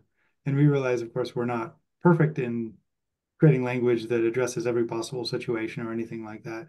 And we leave wide latitude in some cases up to the AHJs and the code officials to interpret. I think with the legislature, they're in a similar position. They take the best public input they can at the time. They come up with something, they send it to us, and we're tasked with coming up with a reasonable interpretation of it and moving forward as a council. And we really don't want to get hung up too much on parsing this word or that when it doesn't have a huge risk of us having an incorrect interpretation. I think a lot of this, if you read it plainly, has a clear interpretation. I think 2/3, yes, we need to get to the bottom of that before we take big votes, because yeah, there's lawsuits waiting one way or the other on interpretation of that. And I think there's some clarity in this bill. But I think we're tasked with interpreting what the legislature sends us, and I think we've done a good job of interpreting in the past, and I think we will do a fine job as long as we take a fairly plain language reading of it, and don't get hung up on one word or another that might have a 5% chance of tripping us up at some point.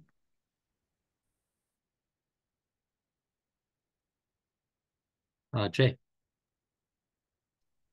Yeah, I would agree with Chell on this, that I think that in interpretation, there may be some clarifications we want to make in the bylaws. Barring that, we have had discussion and we've asked questions of the chair and brought up points of order of our different meetings. Up to this point, we've said, for example, that there have been some questions about different things on whether it requires a 2/3 vote. And for some of that, we've said things are not final action, so it isn't required the 2/3. But we should continue to ask those questions during meetings. And if we need to clarify how we're interpreting this in our bylaws, and I think that's within our particular power.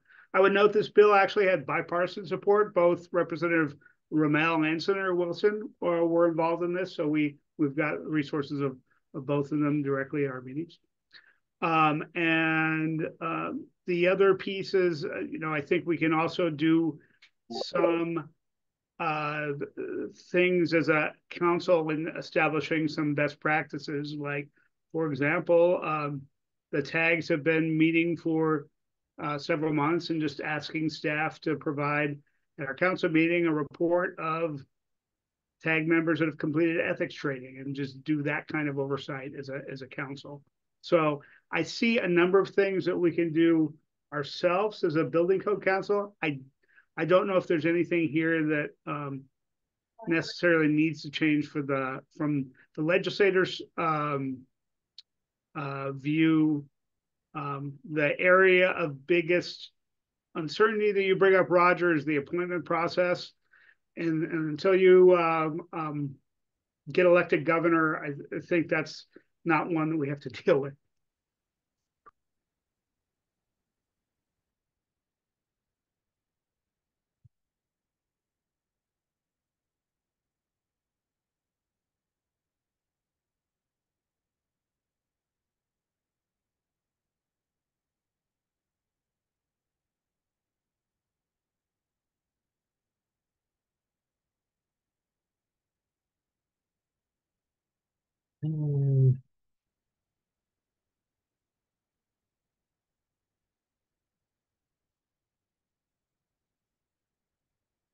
So do we want to include a summary of this bill in our questions that we have for this is in our legislative task update to the council?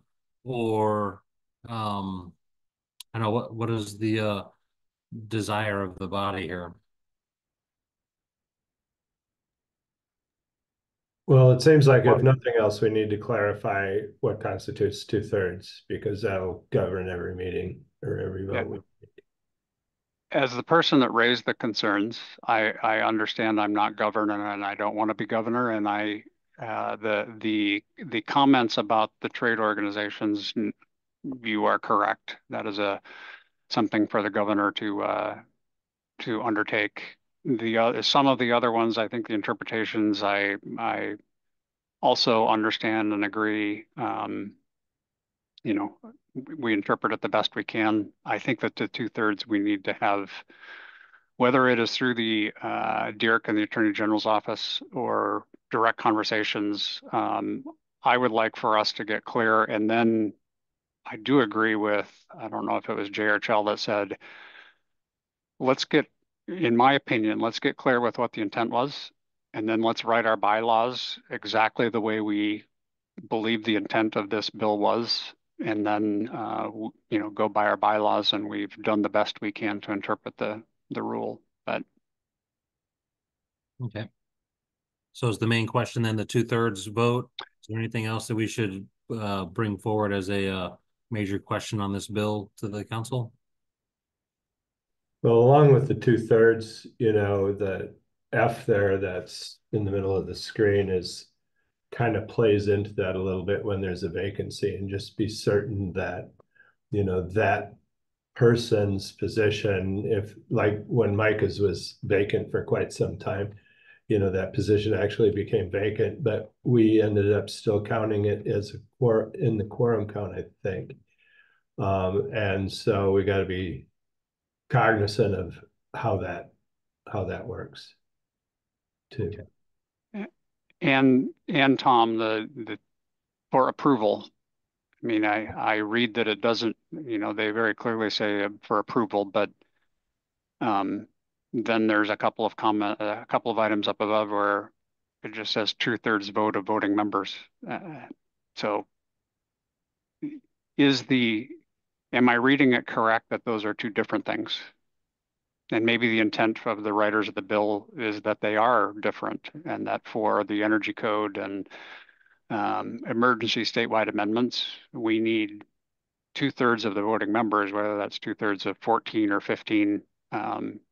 I don't know, but Yeah. I think that we should get clarity from that. And then I would like to just make sure that our bylaws do meet that. And then I think that I agree that's kind of the best we can do. Yeah, those very quickly turn into legal questions. So Yes. Kel? Yeah, I think the bill does contain the vacancy. That means some position is not counted when the 2/3 is created. And I think that's an important definition that's in the bill. And I guess my understanding of my recollection of going through this 2/3 earlier was that it is of not the voting members, but the total appointed members of the council. So I guess I do defer to that unless the lawyers tell us otherwise. But there's a thing in here that talks about a vacancy, and that they no longer count they're no longer counted when determining, I think, quorum or voting thresholds. So that is at least helpful in that direction. yeah, and it gets weird because you can have a quorum but then never get 2/3 of a vote, in order for something to pass if it's of all voting members. And so then what's the point of a quorum if you can't conduct business?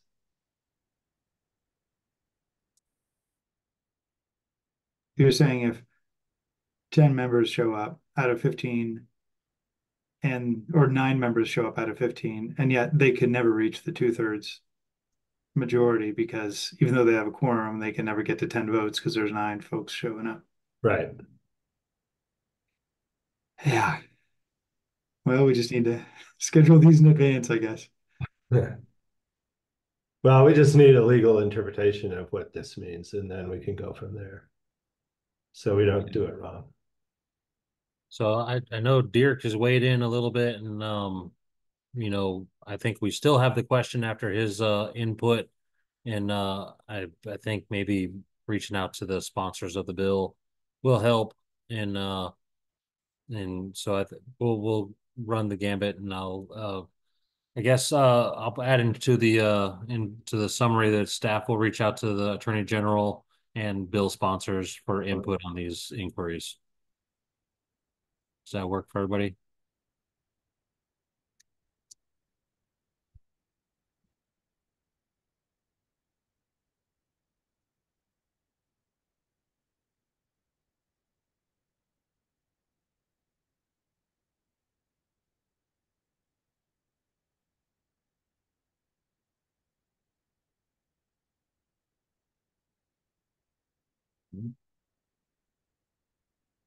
All righty. I think that brings us to the end of any active bills that we have going on right now that we are looking to bring back to the council. As far as prioritizing these, I would say, the embodied carbon is probably the hottest topic in there, and I want to leave that first on this list for single exits, multiplex housing, and temporary emergency shelters. All that kind of would be nice if it could get rolled in and flow with group one. And if it doesn't, it can flow kind of in its own maybe tertiary cycle. Um, and then put the bottle filling stations last. And then we should probably get clarity on these questions as soon as possible, maybe by the next council meeting, as I see it. Yeah. If I just reorder this to prioritize it in that fashion, I'll put the ESSB 6291 first. I'll put embodied carbon second. The next three, exclusive of the bottle filling stations next, and then bottle filling stations last. And that will be just by order in the summary here, the prioritization of the different items. And then yeah, and so we'll have that ready, and any proposals and supporting documents for some of this other stuff I'll have prepared for our council meeting as well next month. Dustin, I don't want to overstep my bounds, but I would love to be a part of the conversation on 6291 with Dirk and the supporting members. Yeah, I will try to set something up, and I'll send out invites. Is it everybody here? I guess we can't Yeah. necessarily have everybody here without posting the meeting appropriately.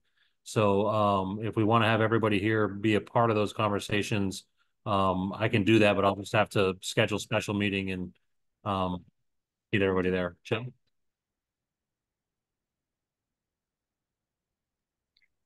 I did have a question. If we're talking with people about 6291, there was some question, and I had emailed you, Dustin, as well as Representative Rammel and Senator Wilson about the timeline of 6291 for an interim update. And I think Representative Rammel and Senator Wilson disagreed about certain things in that email. So if we are talking to them about their bill, I would love to get their additional input as well as attorney input on what that means.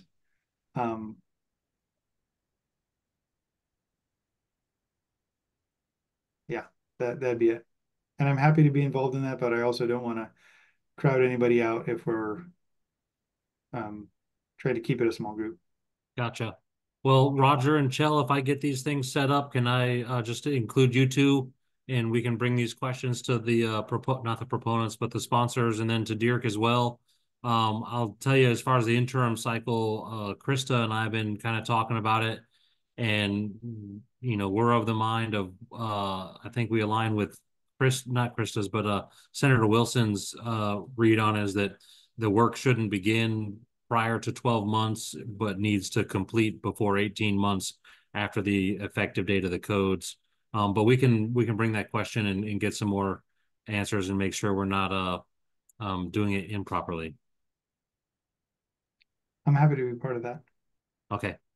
Then I will be sure to include you in anything I can set up on that, and any other actions happening on that one. Or I guess not actions, but conversations. And I guess that brings us to the end of that agenda item here. I'll make a reread of this document, make sure there's no weird grammar or stuff that my fat fingers typed out, and I'll get this one posted for our next council meeting with any supporting documents that might need to go with it. On our agenda, we have I guess that's the end of item number 4 there, and we're on to potential item number 5. All right. Jay? I had a question. I don't know if this was part of what we're thinking about for legislative tasks, but I had made a motion in our March meeting that this committee develop a proposed legislative agenda for consideration by the SBCC. It sounds like coming out of this discussion, we have several bill deadlines that we need to make legislative changes to move. So it sounds like we will be needing to advocate for some bills to pass. And I'm wondering what's when do we have a chance to formalize that kind of a legislative agenda? So, if I may respond just real quick on that one, it's my understanding that it would be a first for the State Building Code Council to do an agency proposed legislative change. And as far as that task goes, I still need to firm up what the process looks like for us. But as I understand, we would have some drafting tasks to complete, and then potentially find some sponsors for that on the floor, and then go through that and potentially testify on that. But I can come back at the council meeting with a better report for what that process looks like. It's something that is outside of my wheelhouse at the moment. Okay, thank you. Todd? Thank you. My question is on the collective action we took in March for the WUI tag. If you remember, we were invited to inform the local government, the House Local Government Committee this summer, and there was a request for more information. Yes. Is there a plan for this committee or staff to address? Well, I'm just now getting to that after getting the reports and things done from the tags. I need to get with some folks, and I was kind of looking at tapping you, Todd, on that one for draft and response to Representative Doer on that one. And basically the response is, we don't want code language drafted into statute, and to potentially she had asked for us to give a potential example of what we think the statute should look like. And so I need to get with some folks and hash that one out. Yeah, and what I'd recommend is I'm happy to contribute anyway, but now it's back to the legislative committee and the council on what that response should be, in my opinion. I think we've kind of exhausted what our action was in our March meeting to take a position on that specific bill. So would it be favorable to this group for maybe me and Todd to work up a draft response to bring back to this committee before the next council meeting in September, and then bring that to the council for approval to submit to Representative Doer? Again, I'm happy to contribute in any way at the will of the committee or the council, but I don't necessarily want to put my head in the way or my neck out. I gotcha. I'm happy You to did a good contribute. job at the last one. Thank you, Tom. I did. The backstory here is I snapped at a couple of my fellow council members after 30 hours of travel in Europe. So I was just being careful here. So thank you, Tom. That's good. So one of the things, that I was thinking of too earlier, Jay, and you and I were on the same page with, legislative agenda. One of my first questions was, I don't know that our bylaws or anything addresses the fact that we may even have such a thing. And my question was, do the bylaws need to authorize the committee to have a legislative agenda where we interact with or advocate for certain things, during session? Or are there certain things that the council can have authority to act on, or the legislative committee have the authority to act on behalf of the council, without having, the timing issues of meetings and approvals and that type of thing? Because I know we got kind of caught last session where Stoyan had to testify or had to do something. I can't recall the exact circumstance, but because he didn't have, authorization from the council to say certain things on behalf of them, then he couldn't. And that, that's something we could probably avoid in the future if we have the right mechanism set up ahead of time. to authorize this committee to have a certain amount of authority to say things, or authorize staff to, or whatever the case may be. So I'm just kind of curious what everybody's thoughts are on that.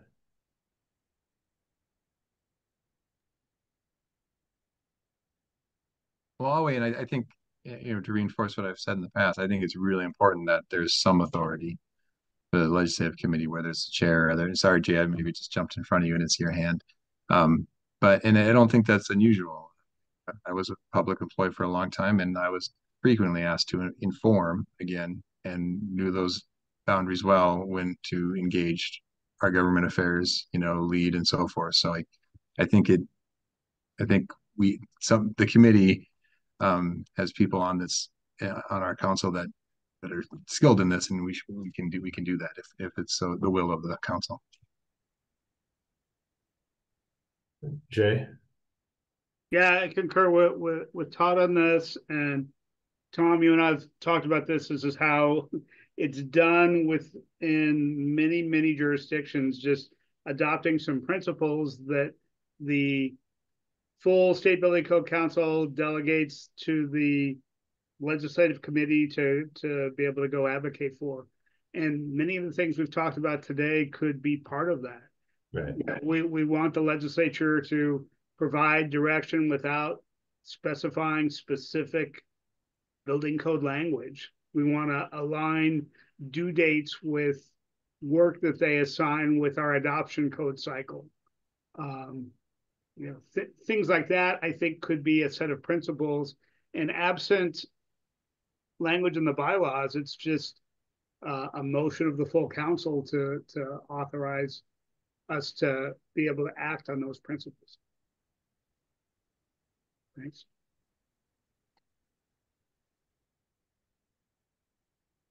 So do we want to maybe make it a item for our next council meeting potentially? I think so. I mean, we don't want to wait too long if it's going to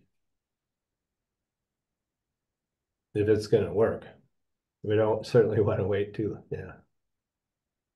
So if we wanted to potentially have some more time to work on that and bring that to the council meeting, so September 20th is that council meeting. We have the other committee meetings the week prior, just 5 days before, or 5 business days before. Would this group be agreeable to a potential meeting on sometime earlier in this week, the 9th through the 12th of September, to have another meeting where we can discuss some of the things that we have here, and then bring that to the council as a agenda item for them to maybe approve a principles package for us to use to act on the council's behalf? I think we should. I think we need to, if we're going to go forward with it.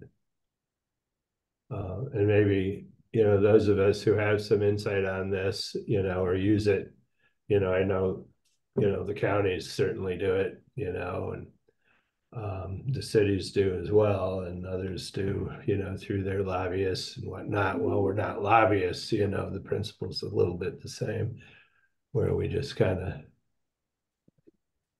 understand what principles we want to adhere to.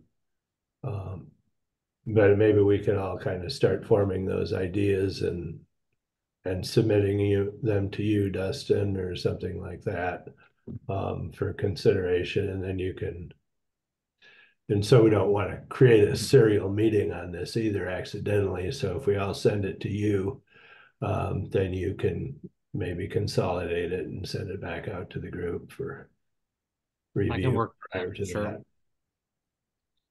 Jay? Sorry. Go ahead. My other observation is that really for these set of principles, it really would be something that is necessary for the end of the year, so that we're ready for the beginning of the next legislative session in January. So I'm not sure that would have to happen for the September Building Code Council meeting. If there's a lot of business already stacked up for that, it could move into October or November if we needed to. I think maybe just, if nothing else, introducing the concept and what we're thinking at the next meeting would be good, even if we don't have it entirely hashed out. Would be a good idea, Todd. Yeah, I think so. And Jay, I think you're right. I think October, maybe not November, once the election happens and they start getting ready for bill drops in December, it would be valuable to be able to inform if so called upon, even before a session. So could we potentially call another meeting of this group on the 10th of September? Not necessarily to bring a whole package of principles to the council, but come with initial ideas to start maybe presenting the concept to the council at the 20th meeting, and then potentially a review of a draft response to Representative Dewar at the next meeting to bring to the council at the 20th. That way we can get that one off the plate and we can work the principles package a little bit more and hopefully have that ready by October this year. I think Yeah, and I would also add just a request for updates on where DNR is in the mapping. I think we have new members and I'm not sure everyone is keeping up to date on what is the current status of our WE code. Is it null and void? Is it so forth? Yeah. We're doing our CWPP in Whitman County right now, and there's members of DNR on that committee, and they're saying it's going to be 2 years. Yeah. And so, I think for new members, especially, or just I'm asking the question now, what does that mean with our WE code? Are we null and void? And what does it mean coming into the next cycle, right? So just piling on. Thanks.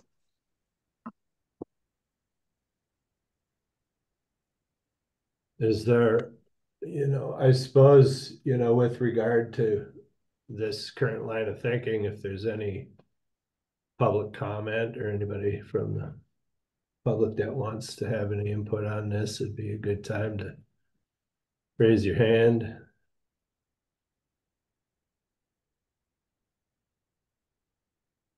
Patrick? Yeah, thank you. Yeah, having worked in a legislature before, I can tell you there's a lot of effort that goes into bills and trying to make sure the language works, but sometimes things slip through cracks, and it's always helpful to have technical experts relating to it giving feedback on, I think, for example, the thing that was brought up today about the difference between a standard and code.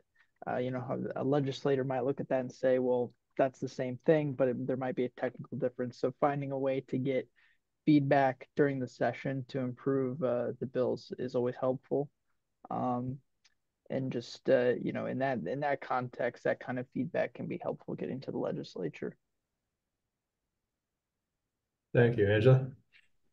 I guess just for clarification to Jay's original kind of question and comment, are we also looking to see if there is a route, not just for this council to be able to speak on behalf of the council if we need to testify for legislation, but also for this council to actually draw up proposals for legislators to consider? Was that part of what he was saying? I think as far as having a legislative agenda, at least in county government, city government, that would be part of the deal. I think that is a broader discussion, though. There are certain things, like codifying some of these things. Should that really be the route that they take or not? We might come to a consensus that we want to advocate for one way or another. So, okay. As far as what we're looking at for sure needing proposals for is just to update the implementation dates of a couple of those bills that we went over today. And other than that, the guidance I got from Stoyan before he left was, we stay neutral unless the council directs us otherwise.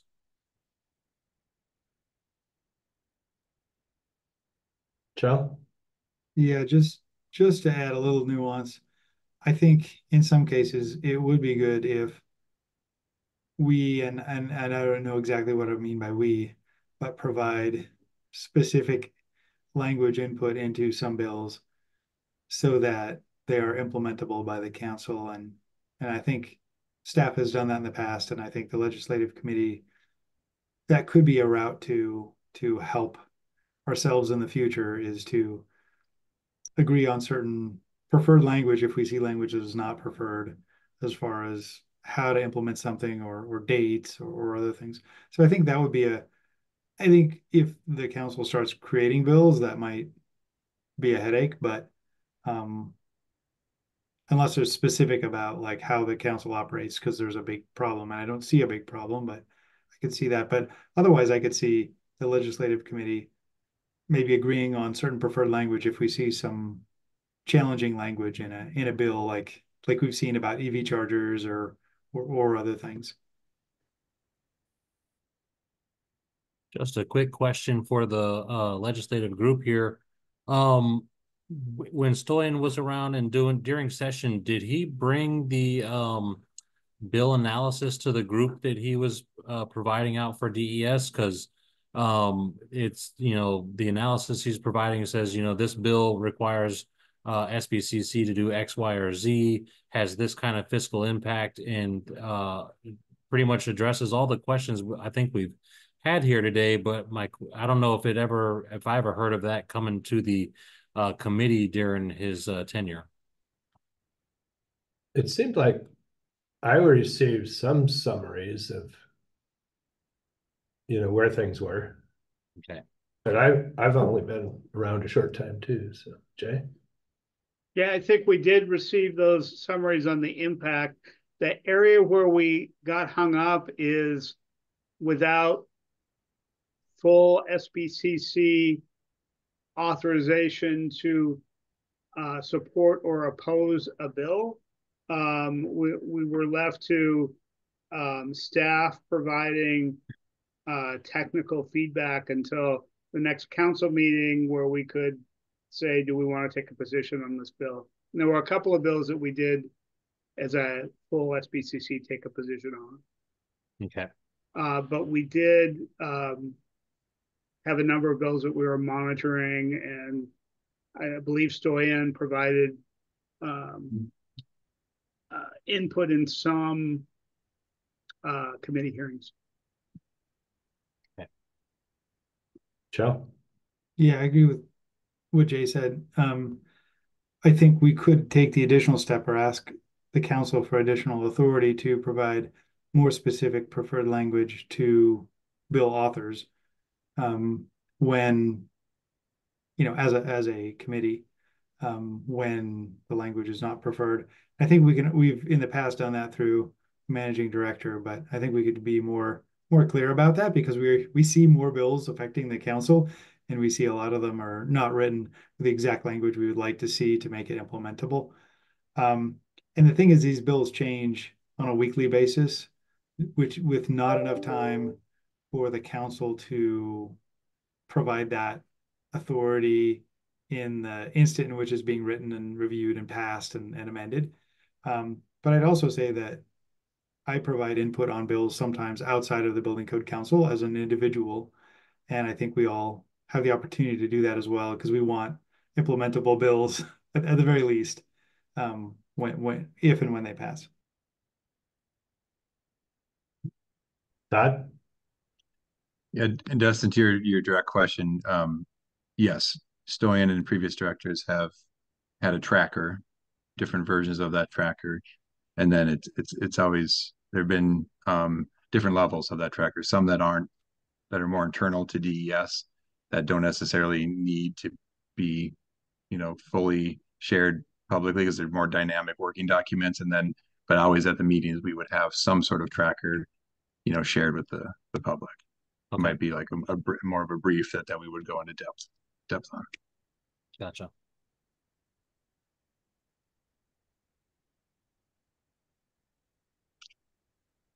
All right, any other further discussion on this item? I just want to bring to everybody's attention Initiative 2066, which is by all accounts got a lot of momentum behind it. And if it passes this voting season, It's going to require a pretty large revamp of our energy code.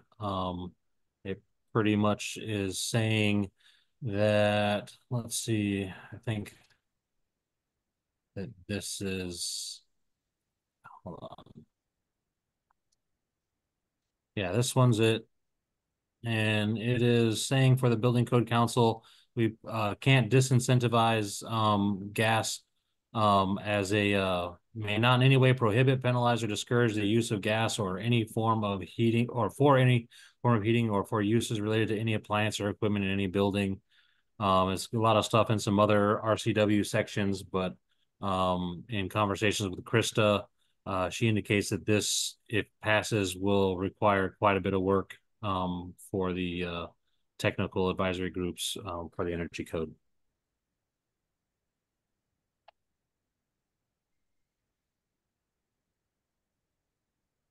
So we don't have any action on that now. It's future maybes, but I guess this one's got the petitions or got the signatures on it to come forth.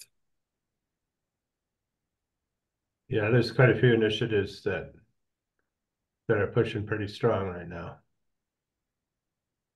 And I just wanted to say heads up.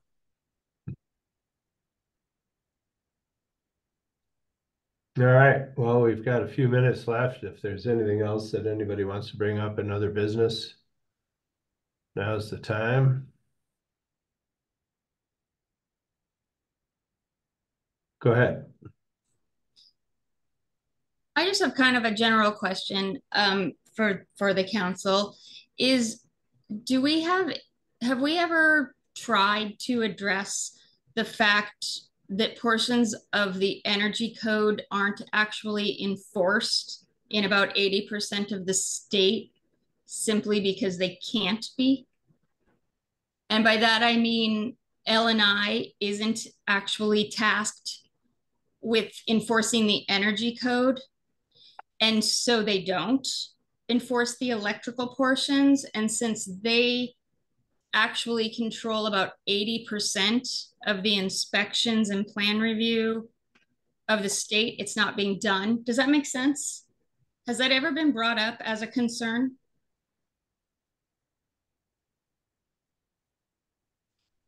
I'm sure it might have among some, but I mean, this body isn't an enforcement agency.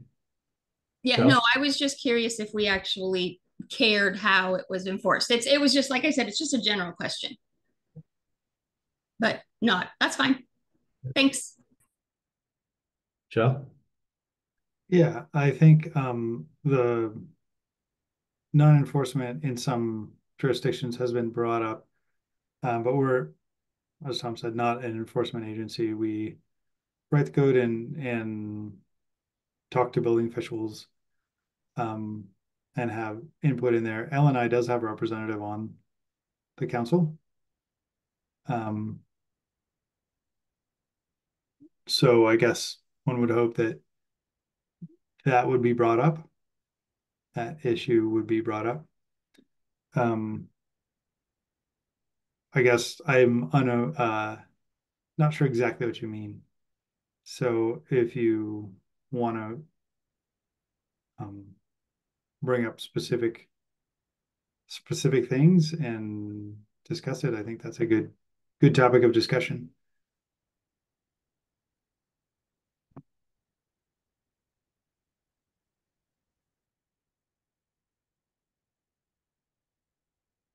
Anything further?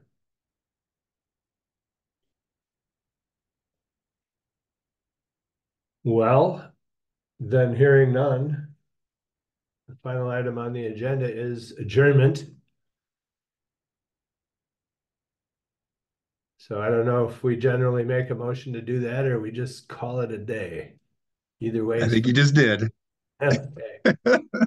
See y'all. Thanks for Thank you. everything. Thanks, Tom. Thank Thanks, you. everybody. Bye.